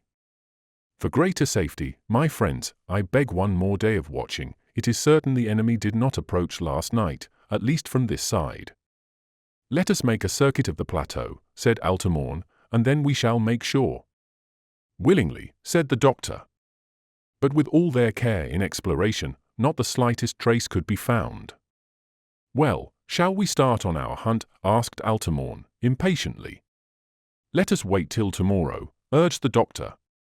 All right, answered Altamont, who had some reluctance, however, about conceding. They returned to the fort. Each one had to watch for an hour, as on the previous evening. When Altamont's turn came, he went to relieve Bell. As soon as he was gone, Hatteras called his companions together. The doctor left his notes, and Johnson his furnaces. It might have been supposed that Hatteras was going to discuss the dangers of the situation. He did not even think of them. My friends, he said, let us take advantage of the absence of this American, to talk over our affairs. Some things don't concern him at all, and I don't care to have him meddling with them. The others looked at one another, uncertain of his meaning. I want to speak with you, he said, about our future plans. Well, answered the doctor, let us talk now we are alone. In a month, or 6 weeks at the latest, Hatteras began, we shall be able to make distant excursions. Had you thought of what might be done in the summer? Had you, Captain? Asked Johnson. I can say that not an hour passes without my mind's recurring to my plan. I suppose no one of you has any thought of returning. There was no immediate answer to this insinuation. As for me, continued Hatteras, if I have to go alone, I shall go to the North Pole. We are only 360 miles from it at the outside. No men have ever been so near it, and I shall not let such a chance go by without the attempt, even if it be impossible. What are your views in the matter? Your own, answered the doctor. And yours, Johnson? The same as the doctor's, answered the boatswain. It is your turn to speak, Bell, said Hatteras. Captain, answered the carpenter, it is true we have no family awaiting us in England, but our country is our country, don't you think of going back? We shall go back easily as soon as we shall have discovered the pole. In fact, more easily. The difficulties will not increase, for, on our way thither, we leave behind us the coldest spots on the globe. We have supplies of all sorts for a long time. There is nothing to hinder us, and we should be to blame if we did not push on to the end. Well, answered Bell, we are all of your opinion, Captain.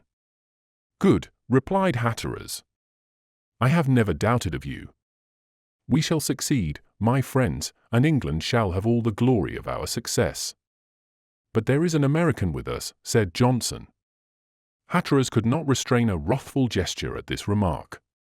I know it, he said in a deep voice. We can't leave him here, continued the doctor. No, we cannot, answered Hatteras, coldly. And he will certainly come. Yes, he will come, but who will command? You, Captain. And if you obey me, will this Yankee refuse to obey? I don't think so, answered Johnson, but if he is unwilling to obey your orders, it would have to be settled between him and me. The 3 Englishmen looked at Hatteras without a word. The doctor broke the silence. How shall we travel? He asked. By keeping along the coast as much as possible, answered Hatteras. But if we find the sea open, as is likely, well, we shall cross it. How? We have no boat. Hatteras did not answer, he was evidently embarrassed.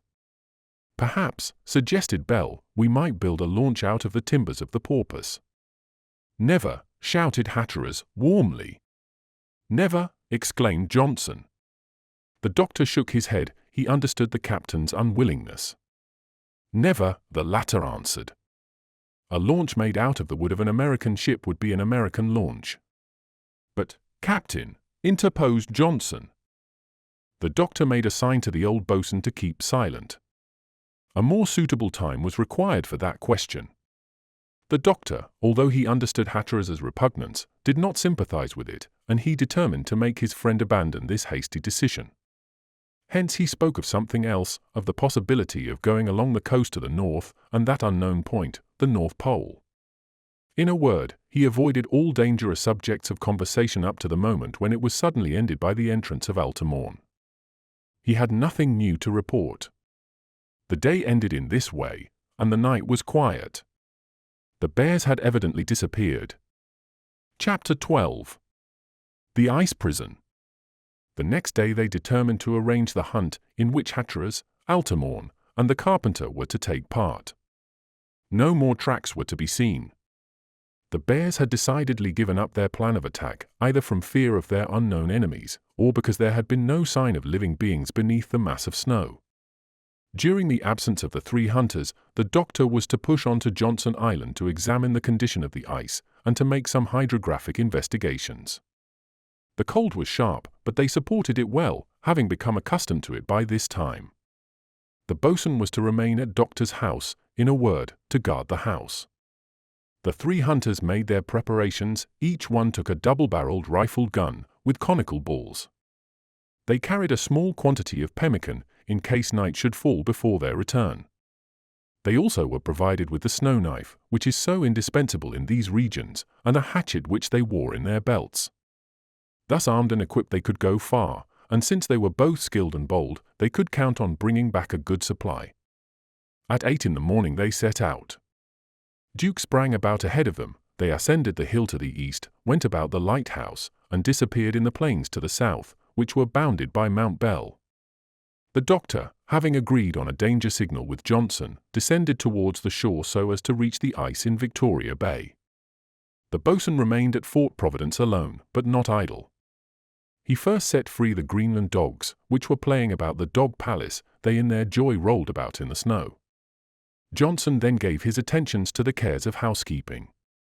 He had to renew the fuel and provisions, to set the stores in order, to mend many broken utensils, to patch the coverings, to work over the shoes for the long excursions of the summer.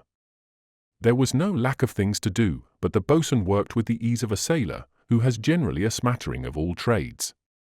While thus employed he began to think of the talk of the evening before. He thought of the captain, and especially of his obstinacy, which, after all, had something very heroic and very honorable about it, in his unwillingness that any American man or boat should reach the pole before him, or even with him. Still, it seems to me, he said to himself, no easy task to cross the ocean without a boat, and if we have the open sea before us, we should need one. The strongest Englishman in the world couldn't swim 300 miles. Patriotism has its limits. Well, we shall see. We have still time before us. Dr. Clawbonny has not yet said his last word in the matter. He is wise, and he may persuade the captain to change his mind. I'll bet that in going towards the island he'll glance at the fragments of the paupers, and will know exactly what can be made out of them. Johnson had reached this point in his reflections, and the hunters had been gone an hour, when a loud report was heard 2 or 3 miles to windward. Good, said the sailor, they have come across something, and without going very far, for I heard them distinctly. After all, the air is so clear. A second and then a third report was heard. Halloa, continued Johnson, they've got into a good place. 3 other reports, in quicker succession, were heard. 6 shots, said Johnson, now they've fired off everything. It was a hot time. Is it possible? At the thought, Johnson grew pale. He quickly left the snow house, and in a few moments he had run up to the top of the cone. He saw a sight that made him tremble. The bears, he shouted. The 3 hunters, followed by Duke, were running rapidly, followed by 5 enormous animals. Their 6 bullets had not disabled them. The bears were gaining on them. Hatteras, behind the others, could only keep his distance from the animals by throwing away his cap, hatchet, and even his gun.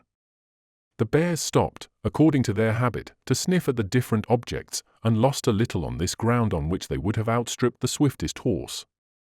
It was thus that Hatteras, Altamont, and Bell, all out of breath, came up to Johnson, and they all slid down the slope to the snow house.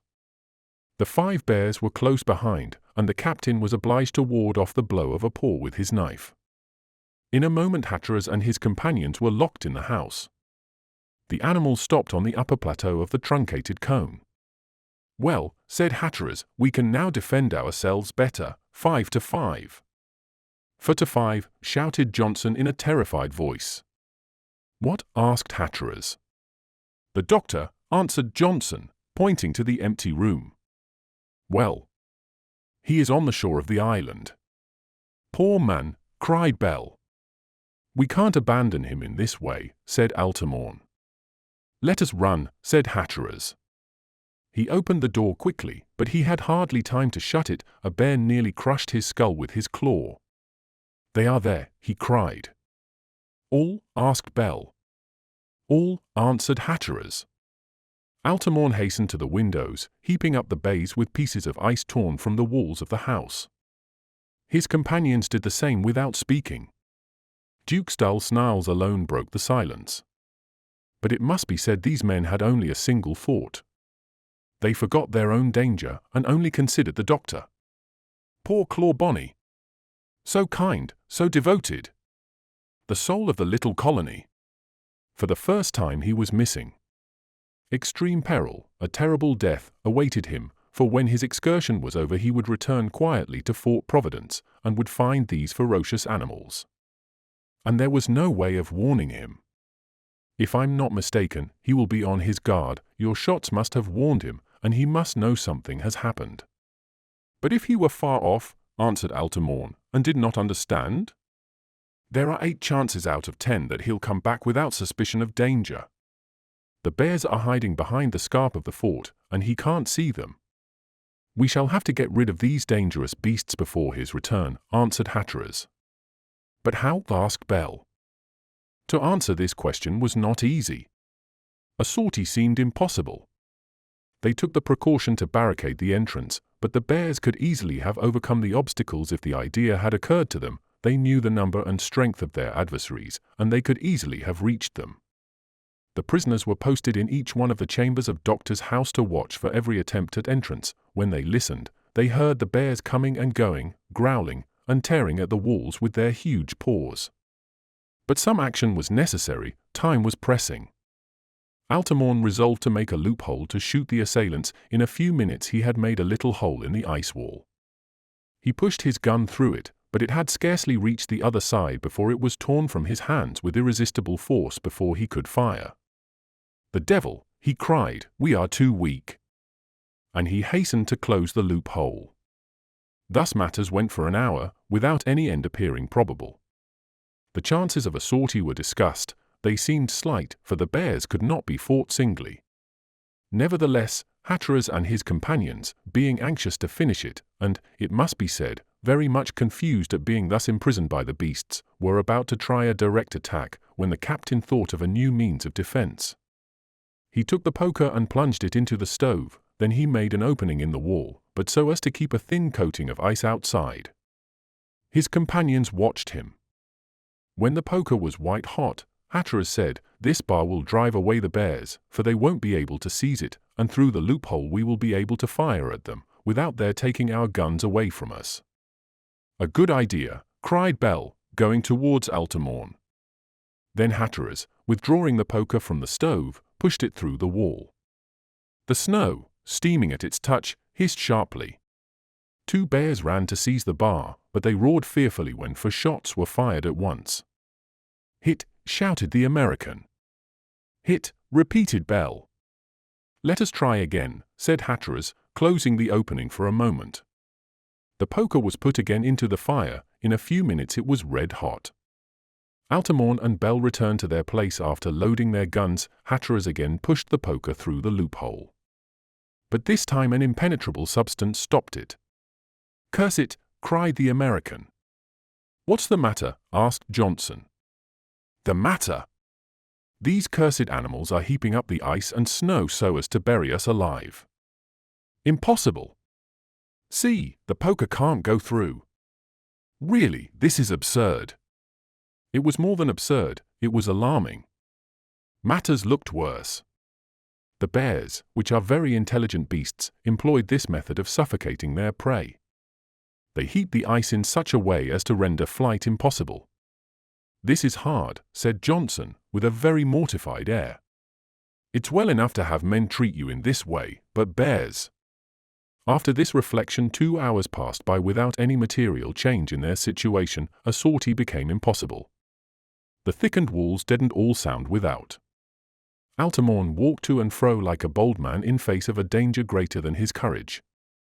Hatteras thought anxiously of the doctor, and of the great danger awaiting him when he should return. "Ah!" shouted Johnson, "if Dr. Clawbonny were only here!" "Well, what would he do?" asked Altamont. "Oh, he would be able to help us." "How?" asked the American, with some asperity. "If I knew," answered Johnson, "I shouldn't want him here. Still, I can think of a piece of advice he would give us at this moment." "What is that?" "To take some food. It can't hurt us." "What do you think, Mr. Altamont?" "Let us eat if you care to," was the answer, "although our condition is stupid, not to say disgraceful." "I'll bet," said Johnson, "that we'll find some way of driving them off after dinner." They made no reply, but sat down to dinner.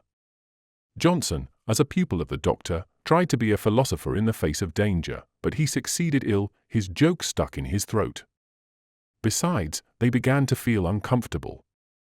The air was growing bad in this hermetically sealed prison. The stovepipe drew insufficiently, and it was easy to see that in a short time the fire would go out. The oxygen, consumed by their lungs and the fire, would be replaced by carbonic acid, which would be fatal to them, as they all knew. Hatteras was the first to detect this new danger. He was unwilling to hide it from the others. "So, at any risk we must get out," said Altamont. "Yes," answered Hatteras, "but let us wait till night. We will make a hole in the snow that we may get fresh air, then one shall take his place here and fire at the bears."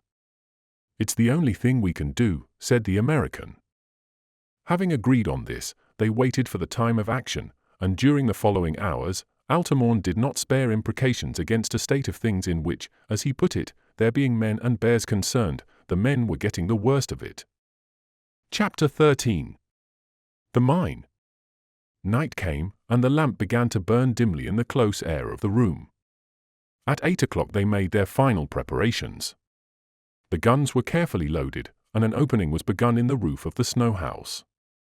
Bell worked cleverly at this for a few minutes, when Johnson, who had left the bedroom, where he was on guard, for a few minutes, returned rapidly to his companions.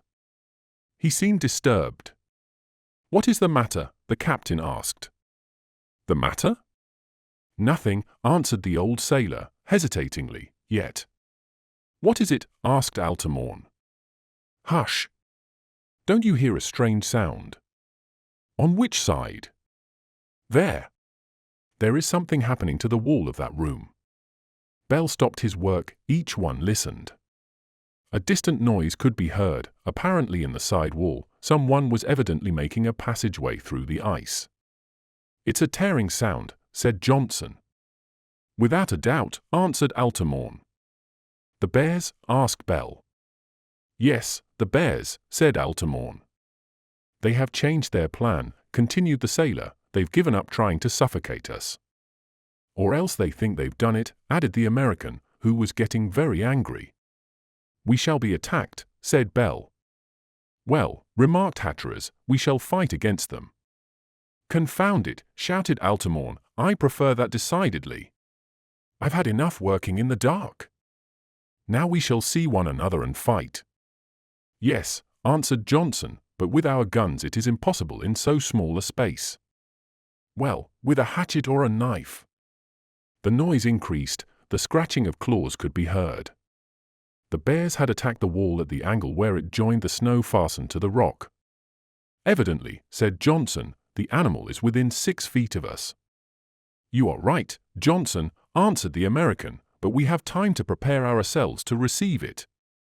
The American took the axe in one hand, his knife in the other, resting on his right foot, his body thrown back. He stood ready to attack. Hatteras and Bell did the same.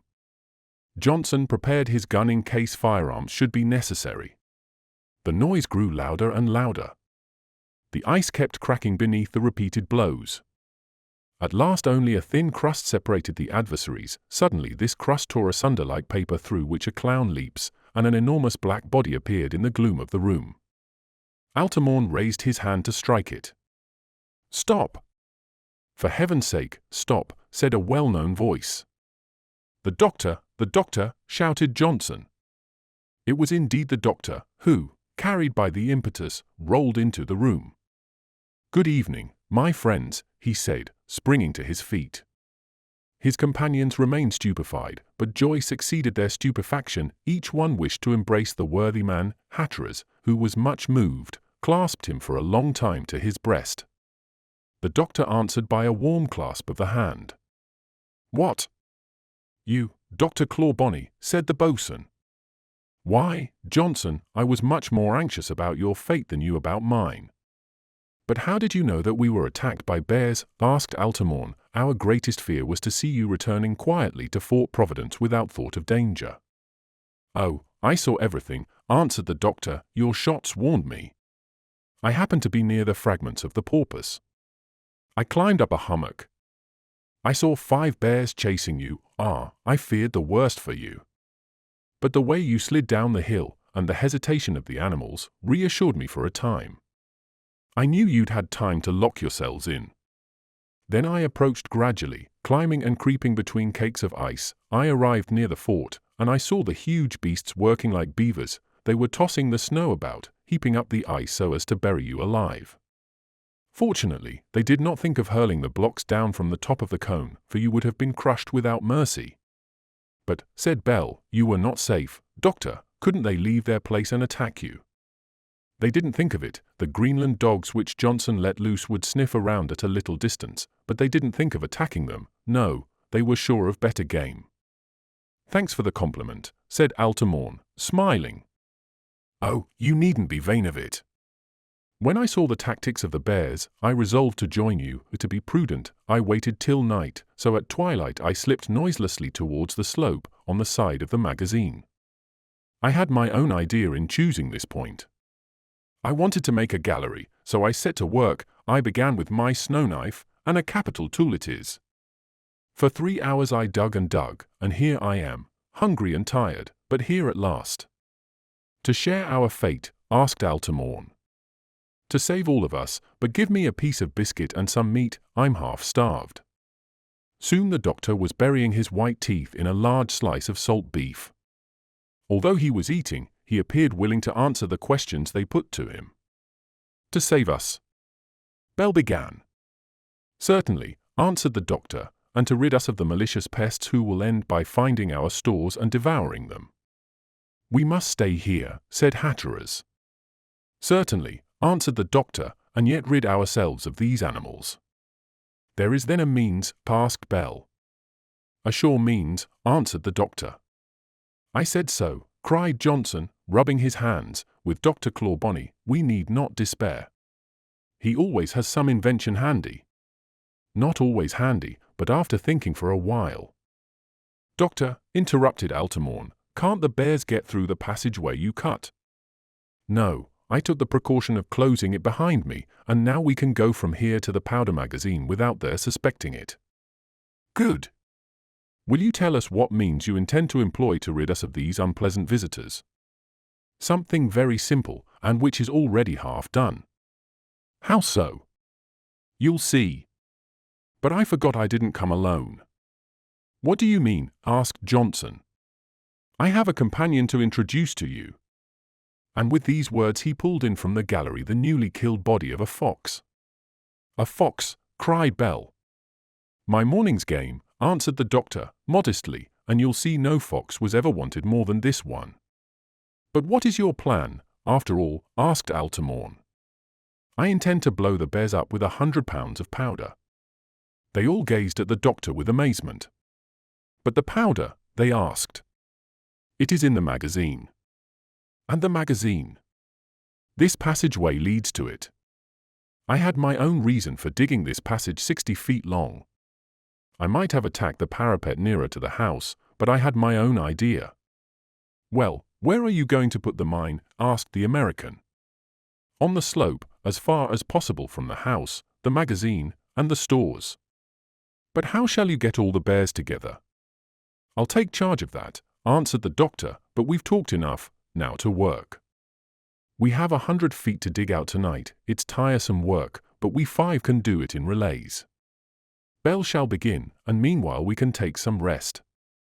"Really," said Johnson, "the more I think of it, the more I admire Dr. Clawbonny's plan." "It's sure," answered the doctor. "Oh, from the moment you opened your mouth they're dead bears, and I already feel their fur about my shoulders." "To work, then." The doctor entered the dark gallery, followed by Bell. Where the doctor had gone through, his companions were sure to find no difficulty. Two reached the magazine and entered among the barrels, which were all arranged in good order. The doctor gave Bell the necessary instructions, the carpenter began work on the wall towards the slope, and his companion returned to the house. Bell worked for an hour, and dug a passage about 10 feet long, through which one might crawl. Then Altamont took his place, and did about as much. The snow which was taken from the gallery was carried into the kitchen, where the doctor melted it at the fire, that it might take up less room. The captain followed the American, then came Johnson. In 10 hours, that is to say, at about 8 o'clock in the morning, the gallery was finished. At daybreak the doctor peeped at the bears through a loophole in the wall of the powder magazine. The patient animals had not left their place, there they were, coming and going, growling, but in general patrolling patiently. They kept going around the house, which was gradually disappearing beneath the snow. But at length they seemed to lose patience, for the doctor saw them begin to tear away the ice and snow they had heaped up. "Good," he said to the captain, who was standing near him. "What are they doing?" he asked. "They seem to be trying to destroy what they have done and to get to us. But they'll be destroyed first. At any rate, there is no time to lose." The doctor made his way to the place where the mine was to be laid. Then he enlarged the chamber all the height and breadth of the slope. A layer of ice, only a foot thick at the outside, remained. It had to be supported lest it should fall in. A stake resting on the granite soil served as a post. The fox's body was fastened to the top, and a long knotted cord ran the whole length of the gallery to the magazine. The doctor's companions followed his orders without clearly understanding his intention. "This is the bait," he said, pointing to the fox. At the foot of the post he placed a cask holding about 100 pounds of powder. "And here is the charge," he added. "But," asked Hatteras, "shan't we blow ourselves up at the same time?" "No, we are far enough off from the explosion. Besides, our house is solid, and if it is hurt a little we can easily repair it." "Well," continued Altamont, "but how are you going to set it off?" "This way. By pulling this cord we pull over the post which holds up the ice above the powder. The fox's body will suddenly be seen on the slope, and you must confess that the starving animals will rush upon this unexpected prey." "Certainly." "Well, at that moment I shall explode the mine, and blow up guest and dinner." "Well, well," exclaimed Johnson, who was listening eagerly. Hatteras had perfect confidence in his friend, and asked no question. He waited. But Altamont wanted it made perfectly clear. "Doctor," he began, "how can you calculate the length of the fuse so exactly that the explosion will take place at the right moment?"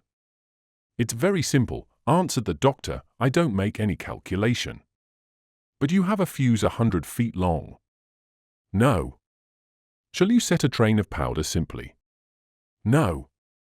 "That might fail." "Will someone have to volunteer and light the powder?"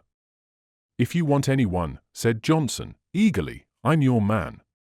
"It's not necessary, my friend," answered the doctor, grasping the boatswain's hand. "Our 5 lives are precious, and they will be spared, thank God." "Then," said the American, "I can't guess."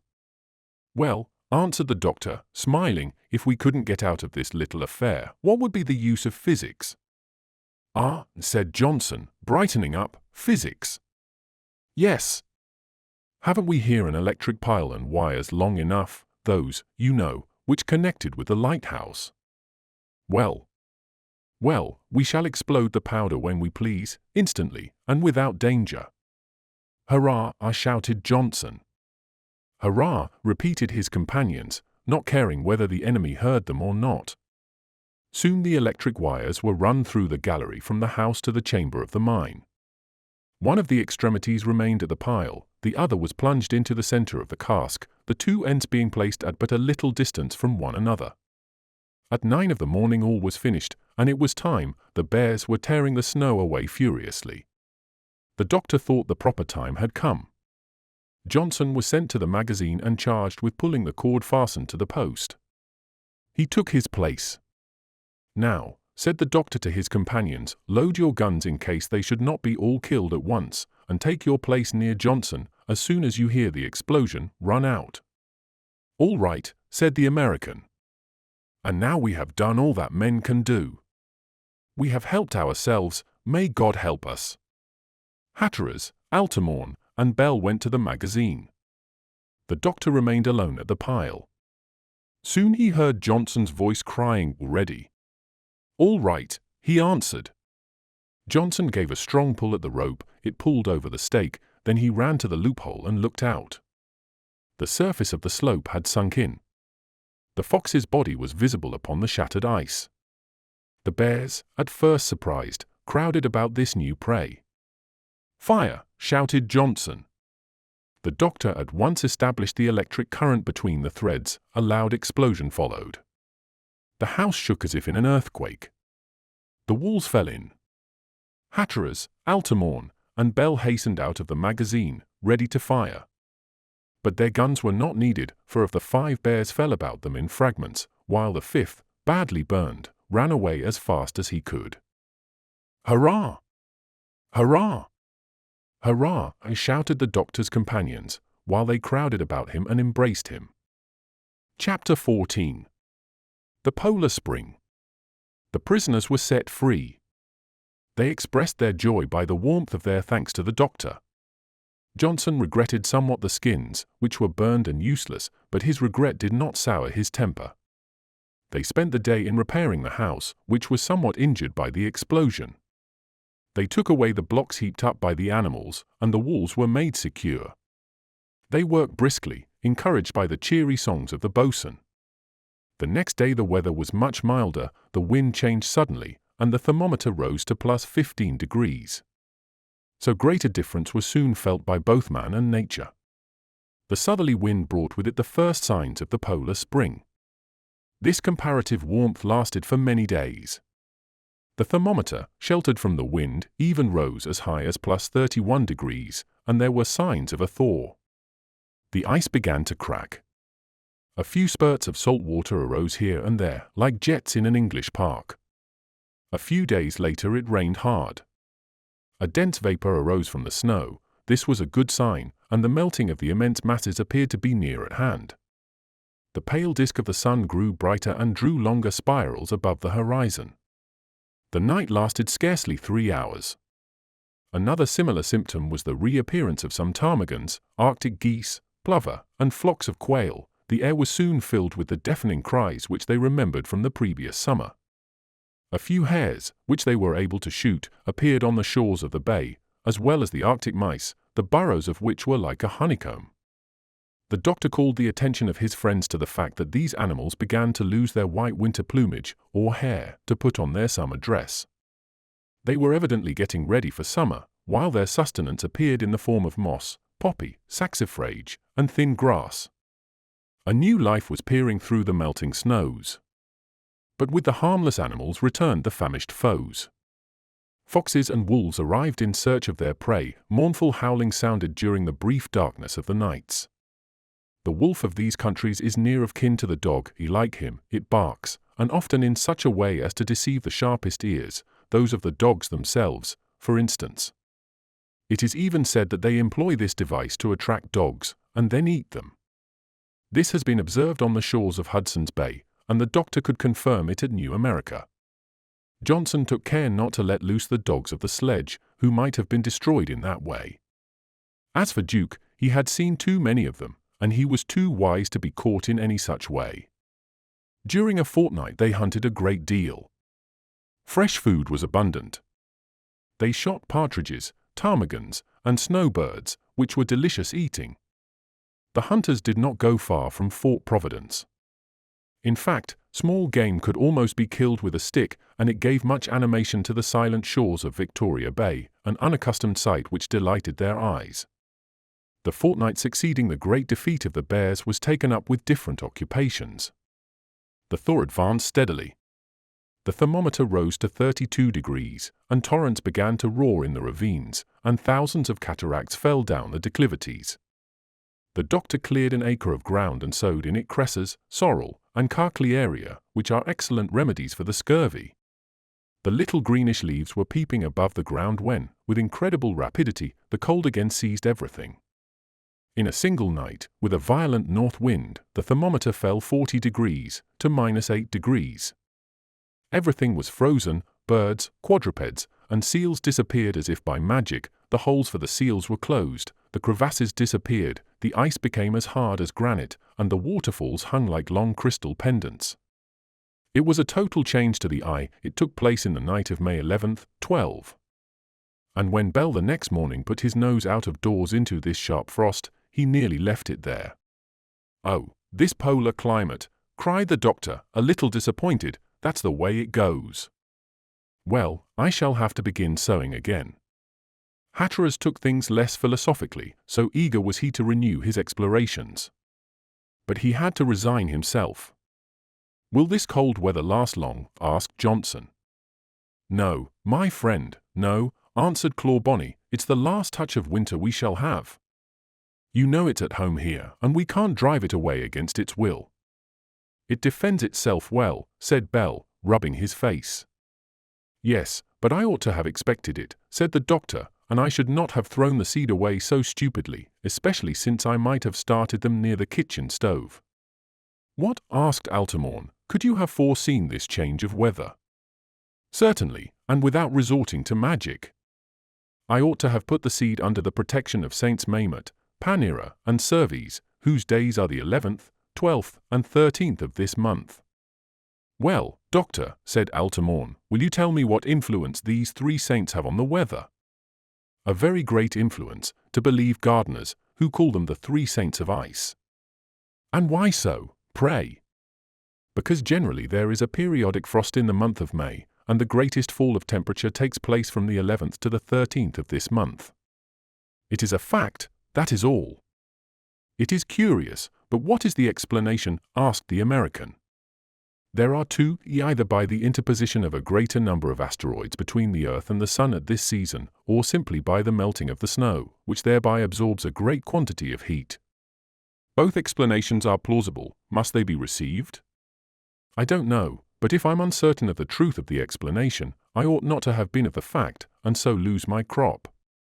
The doctor was right. For one reason or another the cold was very intense during the rest of the month of May.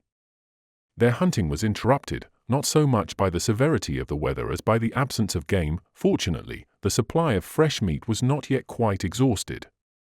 They found themselves accordingly condemned to new inactivity. For a fortnight, from the 11th to the 25th of May, only one incident broke the monotony of their lives. A serious illness, diphtheria, suddenly seized the carpenter. From the swollen tonsils and the false membrane in the throat, the doctor could not be ignorant of the nature of the disease, but he was in his element, and he soon drove it away, for evidently it had not counted on meeting him. His treatment was very simple, and the medicines were not hard to get. The doctor simply prescribed pieces of ice to be held in the mouth. In a few hours the swelling went down and the false membrane disappeared. 24 hours later Bell was up again.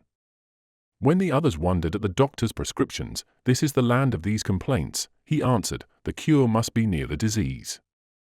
"The cure, and especially the doctor," added Johnson, in whose mind the doctor was assuming colossal proportions. During this new leisure the latter resolved to have a serious talk with the captain. He wanted to induce Hatteras to give up his intention of going northward without carrying some sort of a boat, a piece of wood, something with which he could cross an arm of the sea, if they should meet one. The captain, who was fixed in his views, had formerly vowed not to use a boat made of the fragments of the American ship. The doctor was uncertain how to broach the subject, and yet a speedy decision was important, for the month of June would be the time for distant excursions. At last, after long reflection, he took Hatteras aside one day, and with his usual air of kindness said to him, "Hatteras, you know I am your friend." "Certainly," answered the captain, warmly, "my best friend, indeed, my only one." "If I give you a piece of advice," resumed the doctor, "advice which you don't ask for, would you consider it disinterested?" Yes, for I know that selfish interest has never been your guide, but what do you want to say?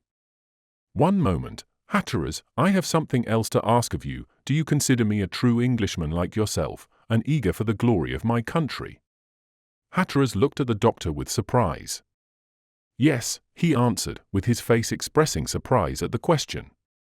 You want to reach the North Pole, resumed the doctor. I understand your ambition, I share it, but to reach this end we need the means.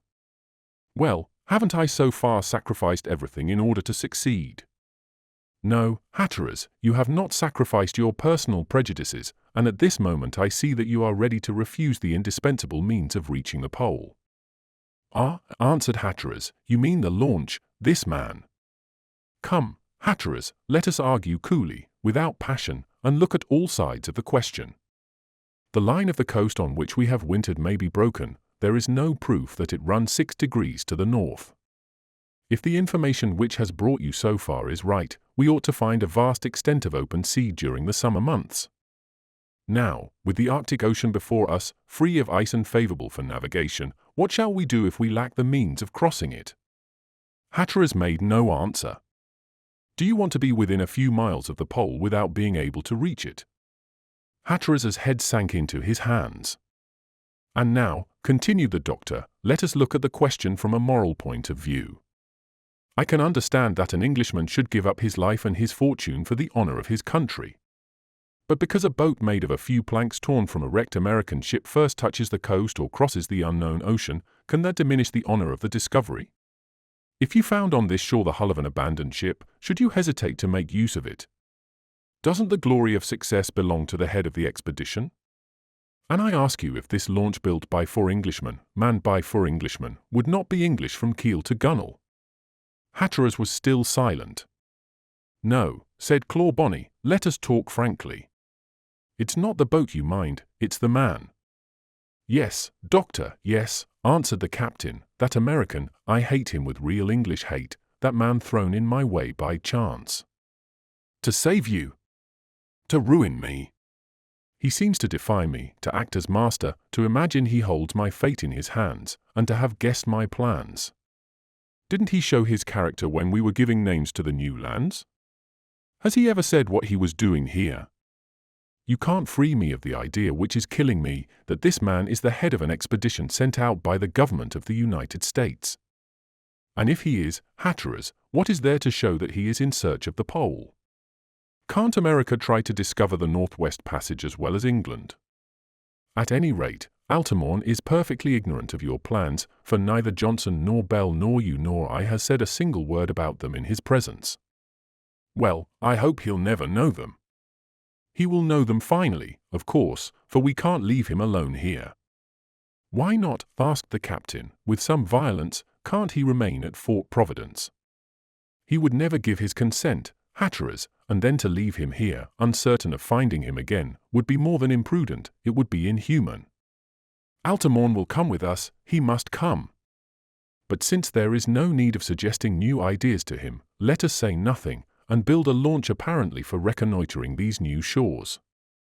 Hatteras could not make up his mind to accede to the demands of his friend, who waited for an answer which did not come. And if he refused to let us tear his ship to pieces, said the captain, finally. In that case, you would have the right on your side, you could build the boat in spite of him, and he could do nothing about it. I hope he will refuse, exclaimed Hatteras. Before he refuses, answered the doctor, he must be asked. I will undertake to do it. In fact, that evening, before supper, Clawbonny turned the conversation to certain proposed expeditions in the summer months for hydrographic observations. I suppose, Altamont, he said, that you will join us. Certainly, was the reply, we must know how large New America is. Hatteras gazed earnestly at his rival while he made his answer. And for that, continued Altamont, we must make the best use we can of the fragments of the porpoise, let us make a strong boat which can carry us far. You hear, Bell, said the doctor, quickly, tomorrow we shall set to work.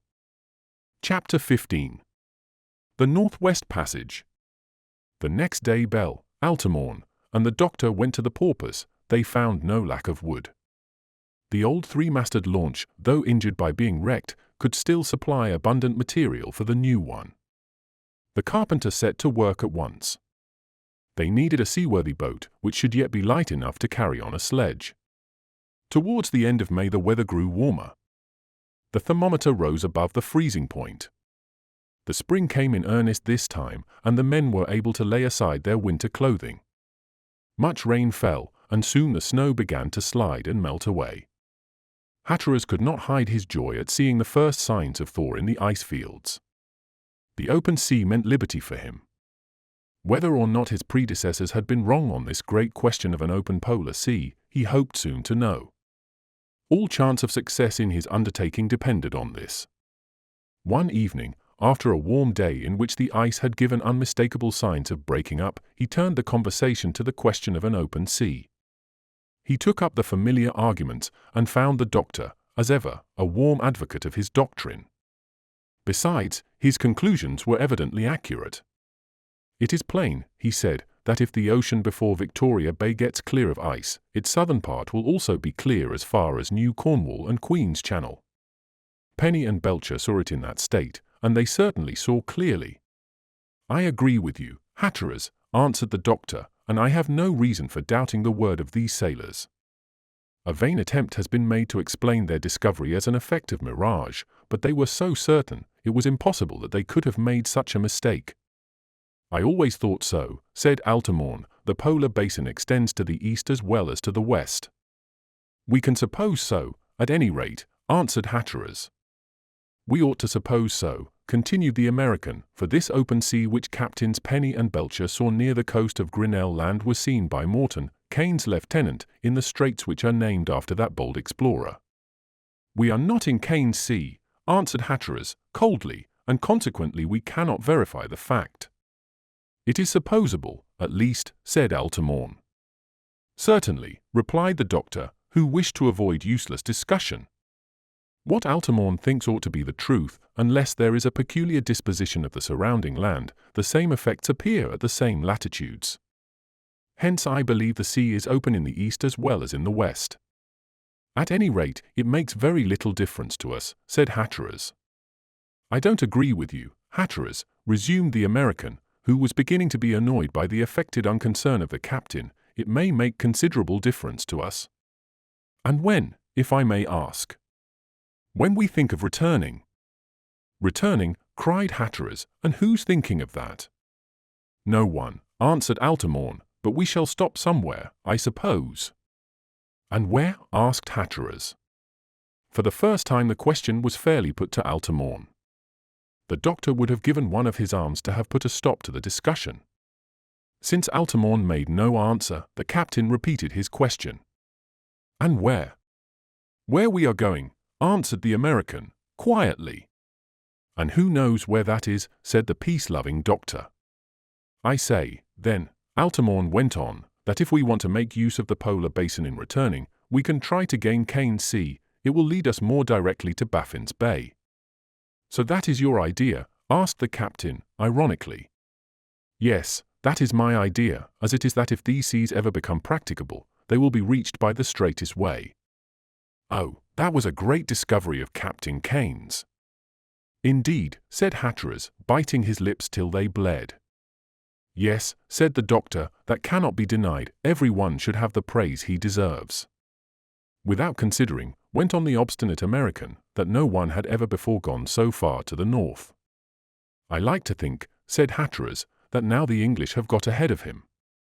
"And the Americans," said Altamont. "Americans," repeated Hatteras. "What am I, then?" asked Altamont, proudly. "You are," answered Hatteras, who could hardly control his voice. "You are a man who presumes to accord equal glory to science and to chance. Your American captain went far to the north, but as chance alone." "Chance!" shouted Altamont. "Do you dare to say that this great discovery is not due to Kane's energy and knowledge?" "I say," answered Hatteras, "that Kane's name is not fit to be pronounced in a country made famous by Parry, Franklin, Ross, Belcher, and Penny in these seas which opened the northwest passage to McClure." "McClure," interrupted the American, "you mention that man, and yet you complain of the work of chance? Wasn't it chance alone that favored him?" "No," answered Hatteras, warmly, "no." It was his courage, his perseverance in spending 4 winters in the ice. "I should think so," retorted the American. "He got caught in the ice and couldn't get out, and he had to abandon the investigator at last to go back to England." "My friends," said the doctor. "Besides," Altamont went on, "let us consider the result. You speak of the Northwest Passage. Well, it has yet to be discovered." Hatteras started at these words. No more vexatious question could have arisen between 2 rival nationalities. The doctor again tried to intervene. "You are mistaken, Altamont," he said. "No, I persist in my opinions," he said obstinately. "The Northwest Passage is yet to be found, to be sailed through, if you like that any better. McClure never penetrated it, and to this day no ship that has sailed from Bering Strait has reached Baffin's Bay." That was true, speaking exactly. What answer could be made? Nevertheless, Hatteras rose to his feet and said, "I shall not permit the good name of an English captain to be attacked any further in my presence." "You will not permit it," answered the American, who also rose to his feet, "but these are the facts, and it is beyond your power to destroy them." "Sir," said Hatteras, pale with anger. "My friends," said the doctor, "don't get excited. We are discussing a scientific subject." Clawbonny looked with horror at a scientific discussion into which the hate of an American and an Englishman could enter. "I am going to give you the facts," began Hatteras, threateningly. "But I'm speaking now," retorted the American. Johnson and Bell became very uneasy. "Gentlemen," said the doctor, severely, "let me say a word. I insist upon it. I know the facts as well, better than you do, and I can speak of them impartially."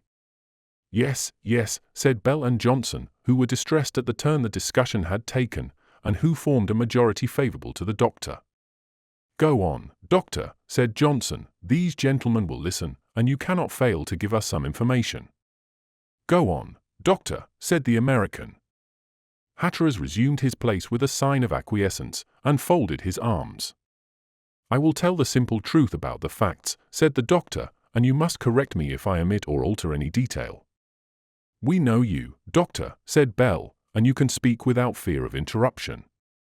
"Here is the chart of the polar seas," resumed the doctor, who had brought it to the table. "It will be easy to trace McClure's course, and you will be able to make up your minds for yourselves."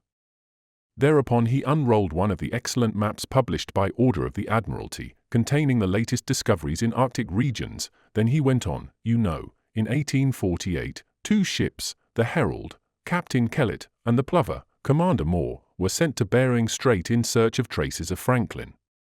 Their search was vain. In 1850 they were joined by McClure, who commanded the Investigator, a ship in which he had sailed, in 1849, under James Ross's orders. He was followed by Captain Collinson, his chief, who sailed in the Enterprise, but he arrived before him. At Bering Strait he declared he would wait no longer, and that he would go alone, on his own responsibility, and, you hear me, Altamont, that he would find either Franklin or the passage. Altamont showed neither approbation nor the contrary. August 5, 1850, continued the doctor, after a final communication with the Plover, McClure sailed eastward by an almost unknown route. See how little land is marked upon the chart.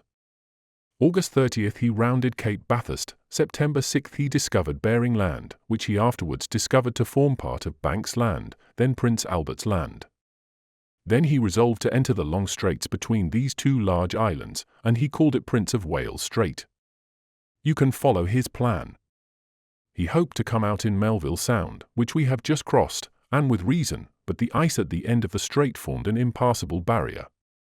There McClure wintered in 1850-51, and meanwhile he pushed on over the ice, to make sure that the strait connected with the Sound. "Yes," said Altamont, "but he didn't succeed." "One moment," said the doctor.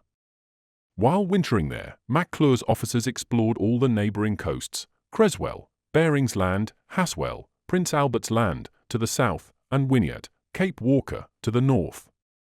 In July, at the beginning of the thaw, McClure tried a second time to carry the Investigator to Melville Sound. He got within 20 miles of it, 20 miles only, but the winds carried him with irresistible force to the south, before he could get through the obstacle. Then he determined to go back through Prince of Wales Strait and go around Banks Land to try at the west what he could not do in the east. He put about. The 18th he rounded Cape Kellet. The 19th, Cape Prince Alfred, 2 degrees higher. Then, after a hard struggle with the icebergs, he was caught in Banks Strait in the series of straits leading to Baffin's Bay. But he couldn't get through them, said Altamont. Wait a moment, and be as patient as McClure was. September 26th, he took his station for the winter in Mersey Bay, and stayed there till 1852. April came. McClure had supplies for only 18 months. Nevertheless, he was unwilling to return. He started, crossing Banks Strait by sledge, and reached Melville Island. Let us follow him. He hoped to find here Commander Austin's ships, which were sent to meet him by Baffin's Bay and Lancaster Sound. April 28th he arrived at Winter Harbour, at the place where Parry had wintered 33 years previously, but no trace of the ships, only he found in a cairn a paper, telling him that McClintock, Austin's lieutenant, had been there the year before, and gone away. Anyone else would have been in despair, but McClure was not. He put in the cairn another paper, in which he announced his intention of returning to England by the Northwest Passage, which he had discovered by reaching Baffin's Bay and Lancaster Sound. If he is not heard from again, it will be because he will have been to the north or west of Melville Island. Then he returned, not discouraged, to Mersey Bay for the third winter, 1852-53. I have never doubted his courage, said Altamont, but his success. Let us follow him again, resumed the doctor. In the month of March, being on 2/3 rations, at the end of a very severe winter when no game was to be had, McClure determined to send back half of his crew to England, either by Baffin's Bay, or by Mackenzie River and Hudson's Bay. The other half was to bring the Investigator back. He chose the weakest men, who could not stand a fourth winter. Everything was ready, and their departure settled for April 15th, when on the 6th, McClure, who was walking on the ice with his lieutenant, Creswell, saw a man running northward and gesticulating. It was Lieutenant Pym of the Herald, lieutenant of the same Captain Kellet whom 2 years before he had left at Bering Strait, as I said when I began. Kellet, having reached Winter Harbour, found the paper left there by McClure. Having heard in that way of his position in Mersey Bay, he sent Lieutenant Pym to meet the captain. He was followed by a detachment of the men of the Herald, among whom was a midshipman of a French ship, M. de Bray, who was a volunteer aide of Captain Kellet. You don't doubt this meeting?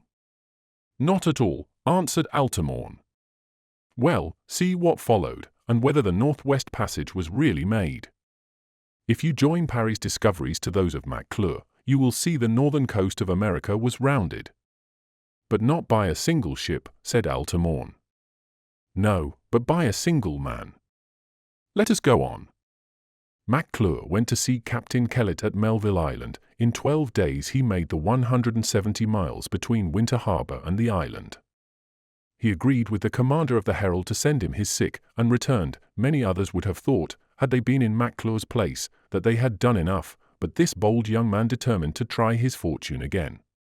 Then, and please observe this, Lieutenant Creswell, with the sick and disabled men of the Investigator, left Mersey Bay, reached Winter Harbour, and from there, after a journey of 470 miles on the ice, reached Beechy Island, June 2d, and a few days later, with 12 of his men, he took passage on board of the Phoenix.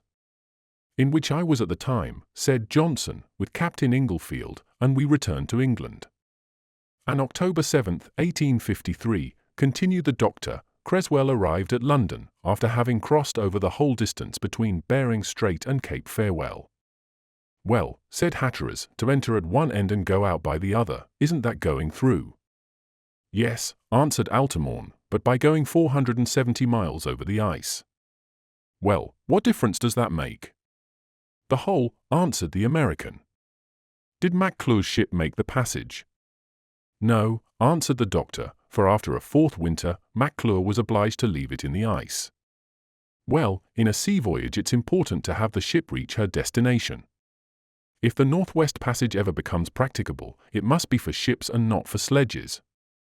The ship must accomplish the voyage, or if not the ship, the launch. The launch, shouted Hatteras, who detected the hidden meaning in the American's words. Altamont, said the doctor, Hurriedly, you make a puerile distinction, and we all consider you wrong.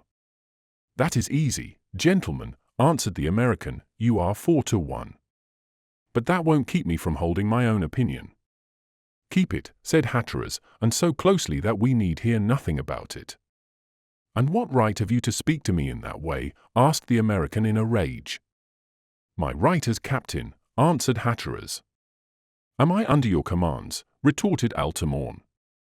Without doubt, and look out for yourself, if. The doctor, Johnson, and Bell intervened. It was time. The two enemies were gazing at one another. The doctor was very anxious.